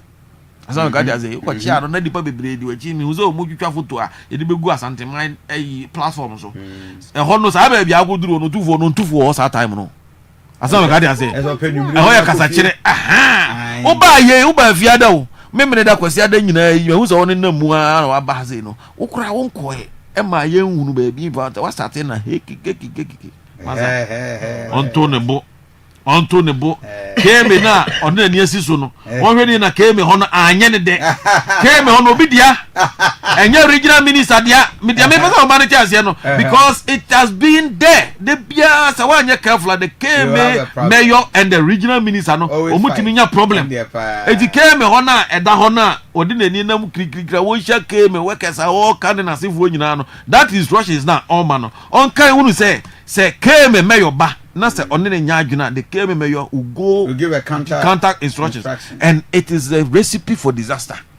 Okay. On the mention okay. Because once ade na wo ye no enti na beka say onto no bono say only mayor no tran say bia ke pese ye de ko blue ana o twen ma mayor ba ye ne mu nyina mo tran say na mo de ba abodi ye ko blue a e better now no we can command instructions go kan kire trot da say you are going to stop those things say mayor no be ba na bia ono so in his wisdom no be obefa political experience obefa the political capital out of it obe so be put a lot of enoma shemo nyina wie ahwe nkrofo o mu didi wo sa station ho station na manfo di gina no empanyifo bebre didi ho masa munya very careful asama make aja mini station mi o wa omu power nwumra police crowd so no nka ho empanyifo pa ye sales mom entubo na traffic no mo everywhere mi wura mu na me say say empanyini bi so hono na ye parking no ye gina no junction ne so ne roundabout no so hono and no bosome a group they are done and there they go and make sure those it no money nyina no ese to bo ase no study dynamics na ansa na watu na yo all the meche no nti sa ye me na mete me ka mu ana mato me ka ana ma adwene me say me kotek ana me nyan sa me si me kwa anaga janse me dura anaga janse me nya adwene sakra say me kotek a eno no ba chime nya no de onti asa me ka janse eno no chime eti na me ka say senka o man ho be na wotwe zo ananka o start say okasa ga beboa no so ka ya me ko asokore mampon no o de say me de na me ko de nkitu mu no me won nkitu no na kesi o de say but your activities no you are more busy than the regional minister. Oh yeah. The MMDC is more busy than the regional minister because your activities and the regional minister are coordinating. So I mean ana baby o asasi bi o de na besi so Asante e bia ye MC bi dia asasi bia jurisdiction bia o na so apart from RCC dynasty wo no ne war so no I want na position no otimi take a straight action take immediate yi abrakwa wo ye yo o trane war no e na bi so oye adwuma abonten a sa abonten adwuma na oye nyina ye kai me mayo dia because untimi fa edansi wo abrakwa kai me Emma sa permit no you can't do that because of a regional minister proper came but to do that don't mention no enti sa ne money nyina no esa onya abotre ye because wan hwe ni ye no ko be ma instructions bi akototo na mayor no so ba na mayor no so no any so ade hunu no at variance with what ono no there na a bit to me a whole lot of issues because how can you say as a regional minister kasa now we be oba be boa to egu I just say you are going to belittle me. And I want him to stand and say to me, if you on take your break, they make it say, sure, on take your break. Okay. Say Jumana or you know, you're free mobile. You're free mobile ain't you? You're fresh. Asante, make it say you're very fresh. And the dynamics there, no one full. Okay, say me you got to me so about was correct mampong. Make it just move be any. So okay. Me you told me so about mom 100%. You make it you must see for room. Nobody jubilates. Because now my picking intelligence is say I hear you work with Huru for my end talk. Hey, so that day no me you told me so baby me wura come boom ana me Kofi. Because me gina wa na mo di machi. Me kwa me free my nyina ya gba hwete. On me channel. And it took me so long. No man tell me come boa. It took me so long to come out even on radio to come and do because number say me dynamics na say. And Zana Mabantu, only very careful about those kind of. What is the former regional minister or issue statement? I am a minister. Or issue statement. Or non quamba and the former regional minister issue statement too.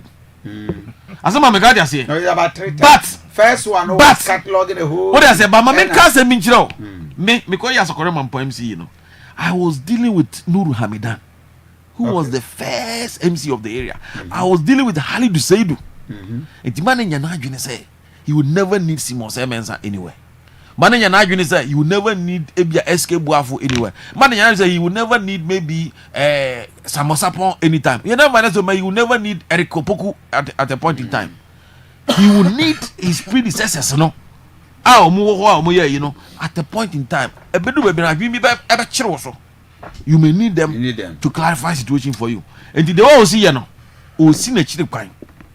So if he be at war with the predecessors, man, say, because he's from MPPT, I will not do anything at that. Many muntakade Juma. Yeah, Juma. As I'm a catcher say, yeah, into when you're very careful. The way is the tangent I was starting fan. Reverend. Yeah. I am say former MC Kasasi. But I understand his pain. What I say. But me person what I say also say this must die in year 9. And sana ya next elections. You see, minim say the award the na honorable can no patch say you are Simon Semensa no ntie san kofo we nyina. So if he had all this expert advice, you know timi gina abronsan so e ka kire caterers school feeding for no ba ho so o pamba bi mfa mo. You are Simon Semensa no tie expert advice. E no ko gina ko tena radio so ko ka say Central Market now, John Dramani Mahama see, you know. Nanyansa enim. Was he listening to expert advice? So if you, as a former MC, what take it time I listed the members of MSEC, MySec was MSEC, Musec, sorry. Aki can you na cham ye hu sanko. And what's our class actually say? There are experts on the team or mama we futua. And he said, "There are some Semensa and no phobia on Fabogania swine. No Musanko for them because no buomoa. And can offer so be the adiano and Casa answer me your cafano. Et also be Memaquar Sisi ho. Residents now, ne wohono. Sena Yura Simon Semensa here futua and Kawanya Hosa. If the former regional minister, 8 year expect advice. I dare say I said Putin rice. I dare say I won't hear expect on my kind of idea we say you. Sebi se nsuo we esi ase se me hwe nsuo ani na nsuo me hu se particles dem a me hia say Reverend Okemsa Francis nsuo we say particles dem ansana maka ho asem. I can equally straight away I can discard it and tell you say ade we say enye. The fact that maka cho say ade a wa ye no enye no nkire say minti o hafutuo minti o hafutuo say what can match him and let me put it on record. So okay say we ko Yewura ho said the dealings with Yewura no enye public and say regional minister akwaku hu Yewura na dwubia. Oh, mama, me 2 CMPs and that's all from me 2 radios. All those advice with the caliber of person we have as regional minister, I know him. Now me address the issue on KMA issue no. Regional minister my aware say. You come no. As someone na ba say Kofi bi nam KJT so wo mo je 5 cities from 2 cities to 5 cities no. Okay. Now on my friend the I think say the KMA finance, the coordinating director and the finance director, and the 2 of them said they are not aware. Why? See, let's just understand. Say currently, on the year the owner of the region, whether we like it or yes, and it's a honorable TMA preliminary submission. I may say until a substantive MC is appointed, or the MCs are appointed, whether you like it or yes. Dr. Mwakwehene is the father of the region. Inti onne KM mpenifo edi nkomo in relation to Asama Aba. Sebi ontimi nye peni entena ho enye hwehan se yentwam yenyi KM boss ansa na issues e koso okejiti wa resolve it. And there's been Uncle Ezra Simon Semensa, and he will refuse to be like him. He has taken advice. Sabi Senka, yenya regional minister pen. And a year Simon Semensa, the first person to become regional minister, and as someone about king. And then Canadian would have believed. But so far as we have people who have come and gone, we have living former regional ministers on war. He has taken advice from all these people. KJT, your one here say, in Kofubia KJT, can say. Muna mkoto aba former NDC. Into no NDC for the abase 2 cities no. Yen fanko 5 cities, yen 5 cities. Oh, okay. And you draw regional minister attention. And the regional minister, SCHA, and the municipal, the metropolitan coordinating director, any uniform war, Edins also. And no much and some no money. And no nature say, if that is the case, they have not sanctioned that into be or better secret so called just Adianibiano. It's not sanctioned. Et also dim yabati di congestion asem. And regional minister Enra ejna ho in the presence of the media I can say they have not sanctioned anything like the congestion in Ashanti region or in Kejetia and I say dum. Okasa na enu nche say or prejudice the work of whoever becomes a KMA boss. Say KMA boss neba no he no say eha me person me di congestion definitely there will be that conversation, that agreement will come. And let me take my time, or let me seize this opportunity. I mean, can't say we say in Honorable say. As some more can say, regional minister no, the authority no, is just within the 4 walls no. Maybe Asante net TMA MPP. That's not going to be the same thing for the NDC under Dr. Mwakwehene. In this assembly, he can be rest assured. Say the powers of the regional minister will not just be within Inshaye Soho. The rest of them so. Because at the end of the day, more ben yina mo ba be adwuma nan mo hye nase. But you have to exercise those powers through people. Exactly, you exercise those powers through people. Into at the end of the day, Jojo, you na ye bedwen ho. But he shouldn't preempt that. Emma nen create impression say the na wo ho ana ye Simon no say men say no. On this no sampan ne wo issues are. That is fine. That is between the two of them. But ebiom Sabi, Asante amamre no. Yes, say penny wo ho na ye de akora di ade. Sabi minimum him be a ye de ni di ade no 20 years. Or that's you him be seen there. I think the Panama was 16 years. Even Yanfo I think so half. Ye de ni di ade was 20 years. Yera ye mama I think some man po him. Ye de ni di ade no ye young. So yes, very young. And the way they are be seen there 25 years. Enti won't mean kase. Sabi yera time I di yera o say to di ade no. Na mpanifo wo ho. Otumfo be dia na mpanifo ho. Enti no nche say sabi some mpanifo no wo ho na yanhwe wo mo na yanfa mo. Honorable is trying to create an impression be say it looks like there were some people who were more qualified than Dr. Mwakwehene in any position akwa no. I agree with you. So at the end of the day, he is representing a particular generation and a constituency. And Ophelia, it means a generation no nina no are incapable. But then again, it behoves on all of us, myself and you, to make sure he succeeds. Say yen na ye dwen asanteman ho na ye pass asanteman puntu a ye mompa so be succeed. Ma ye ntina ha empredum. We praying that, but we go on so o bo na say any it is the yes sampan. Me ba jo also sampan abako. Sampan assembly there. Reverend near the first person I'm at say o kasa sampan. I mean, if you listen, me cry me tonight radio so those times and now people do nyam sampan positions of our bread. Because being a regional secretary, papa, my name station Okumazi and we all felt that the man no bread. And then you see when him terrain no into a baba yenioma. I mean, Sampan has disappointed not just. I mean, yeah, quite not go kind of disappointed. Our bread analysis now, it was unfair to me.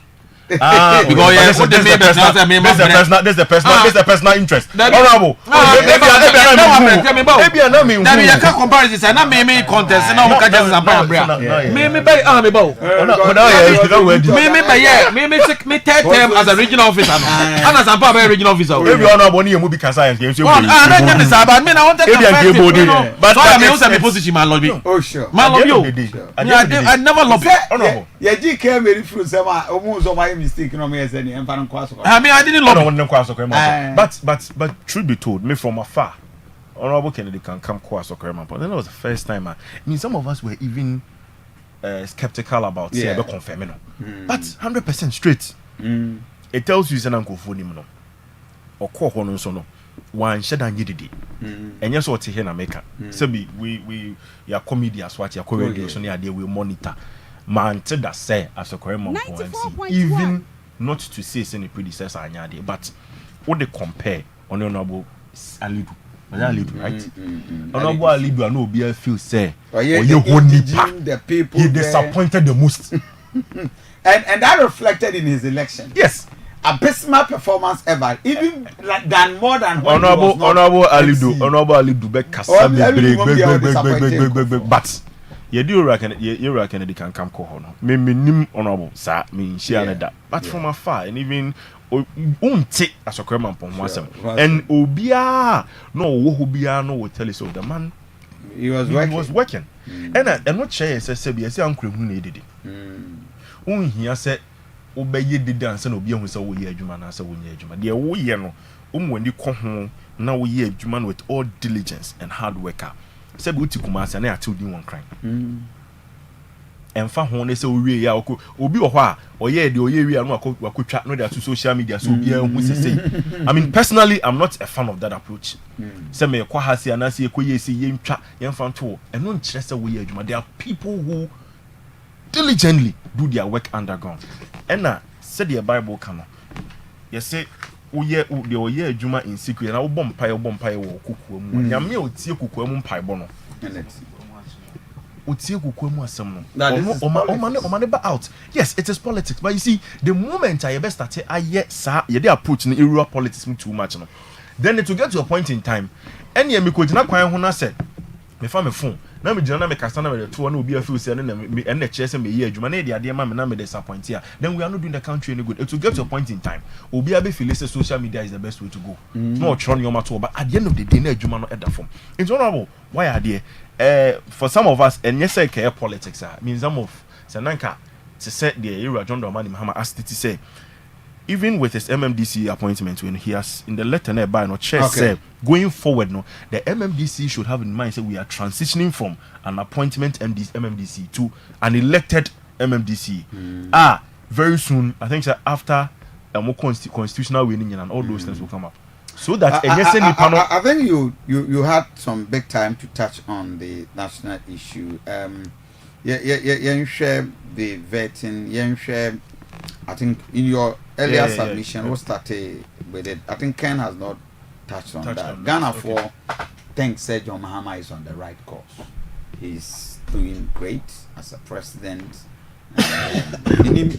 Where you are sitting, about 70%, 78% of Ghana for did say, yeah, he's doing his best. Minority falls, so I have a problem with that.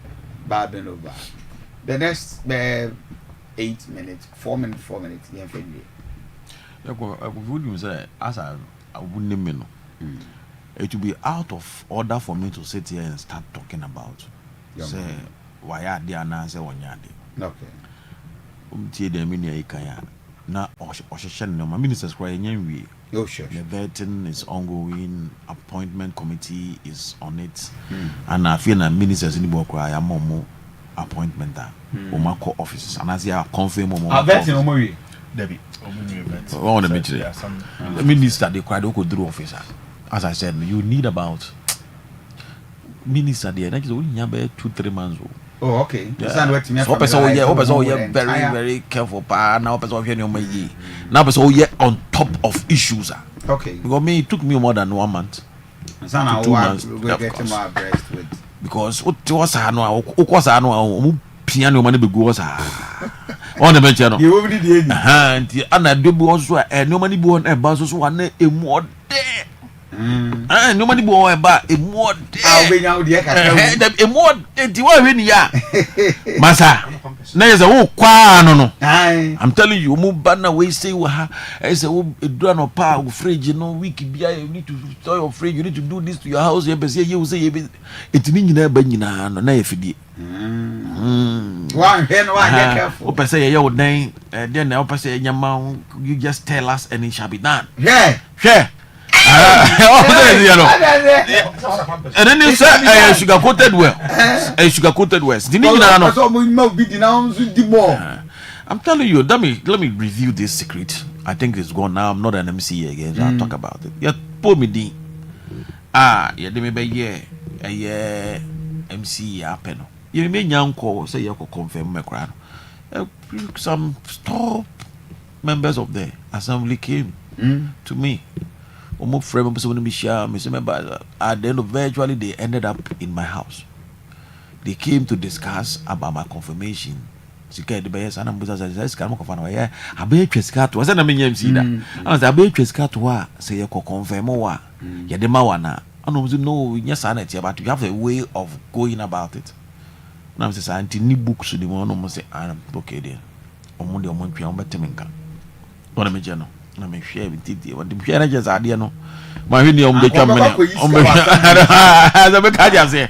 E do mo ka na me say sa ara me na me so ko do one you get you find a way omo twa me hwe kwa me fa so am. Sa fe na member. Me na say me make sure say I will be confirmed. So I just the wuko na me sere o me tram za we video o mo so. So I went into my personal accounts and withdraw money. Ana me arrangements I say me dey nyina no. O dey me dey ma dey. There's a assembly me yet Fred General Assembly and as if one day there's budget for that. Budget for that, so the assembly is supposed to take care of it. But other ways I may make a personal meeting. Me nyama chief executive for you to spend on me.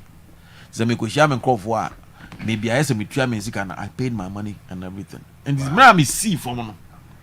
Now me no there's no a stranger attached to me. So what me channel. Konkanya je pe what time can the amount there be your confirmation you be there your meetings in area. Ana ba no bi na ye de you know. Won't they pay? Ana ba no bi na ye di tia we no. Na who you know mameka came who dey came me nya issue more ye no. Nka mo dey na mo yanka mfa. When I was appointed as KM chief executive and I say a friend me catch them no. This you call me say me nko for binko shi ana me say me nko. Say me catch ro. Oh yeah. The moment I make you mono, it means I can work. Your body didn't say you. Kofi. Every time I see me Kofi was no. Kofi, you are one of my consultants. Oh, and at the end, you ditch me. Oh, my brother. I think I will have. I'm not a friend here. You are talking out of pain. No. I listened to Reverend when Reverend said that. But he was part of the people. And I've not been said to Kennedy. Kofi caution him because any asam near Canada. Kofi caution him because any asam near Canada.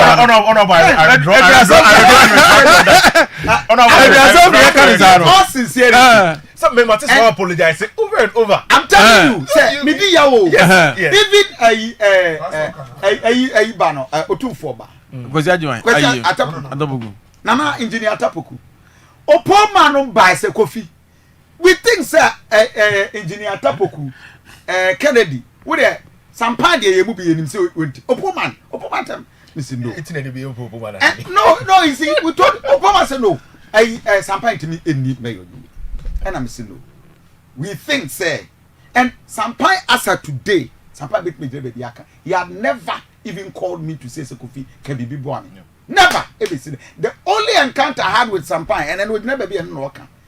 Now maybe 2 kwaya ko US or so. Omo I confirm and we know me as a be meeting where Yasantoa our RCC. Now oh let's say you ain't na for me no so na me call you so and us sir no one can tell me and here me was $50 Kofi je na me mate e be sin there me hu sampan anim bi the last time o kan baby say o ma me $50 na me see 20 na matan Nyari said no, waka. As of today. Waka. But the point is that the guy has disappointed everything. And you won't hear it, they won't give him. Because with him, they mentioned his name. I had presidency in Intel, so oh yeah, they are man. But the pressure was so high on the ground. Said, "I didn't some pine beboa," and yeah, no, because of Manamon, Emra, as I said, Emra mo frame me on customer Kushan Kofi, be na me se menko. Kofi, you be catching on me se menko. Oh yeah. Because the moment I'll meet these people, it seems my hands are tight. So when I mention, and then I mean no, o de adwuma mamia, na se minti bi nya adwuma ni amenye. And Obia also ending on record say make as a Korean man, but I never lobby it. Even came a crown man lobby. Me you know on present frame say person ko. Me share the bise my if it's on a bit in here into the amount. That's what he told me. I never lobby it. So when I mention say yeah, also a very consultation. My bise mo kasa share busa and say wo na obit me say adwuma. Enti begin na come board na me say me dance. So enti as a man for the only one busa me fi na say me tell radio so na me say the be kwaso korema. Yes. Oh, yeah, radio so nobody told me. radio so. Na me as a man for them kweda me new ho me nte ho me free ho me nya hwe ho. So enti adwuma bi wo ho na e de mawa de bia me ka me say President Mahama o hwe an appointment na wo ha appointing krofo a ka o hwe on paper. It's good. On paper. If you look at their credentials, looking at their experience and everything, no, it be almost fit for the job. Yeah. But there is one word.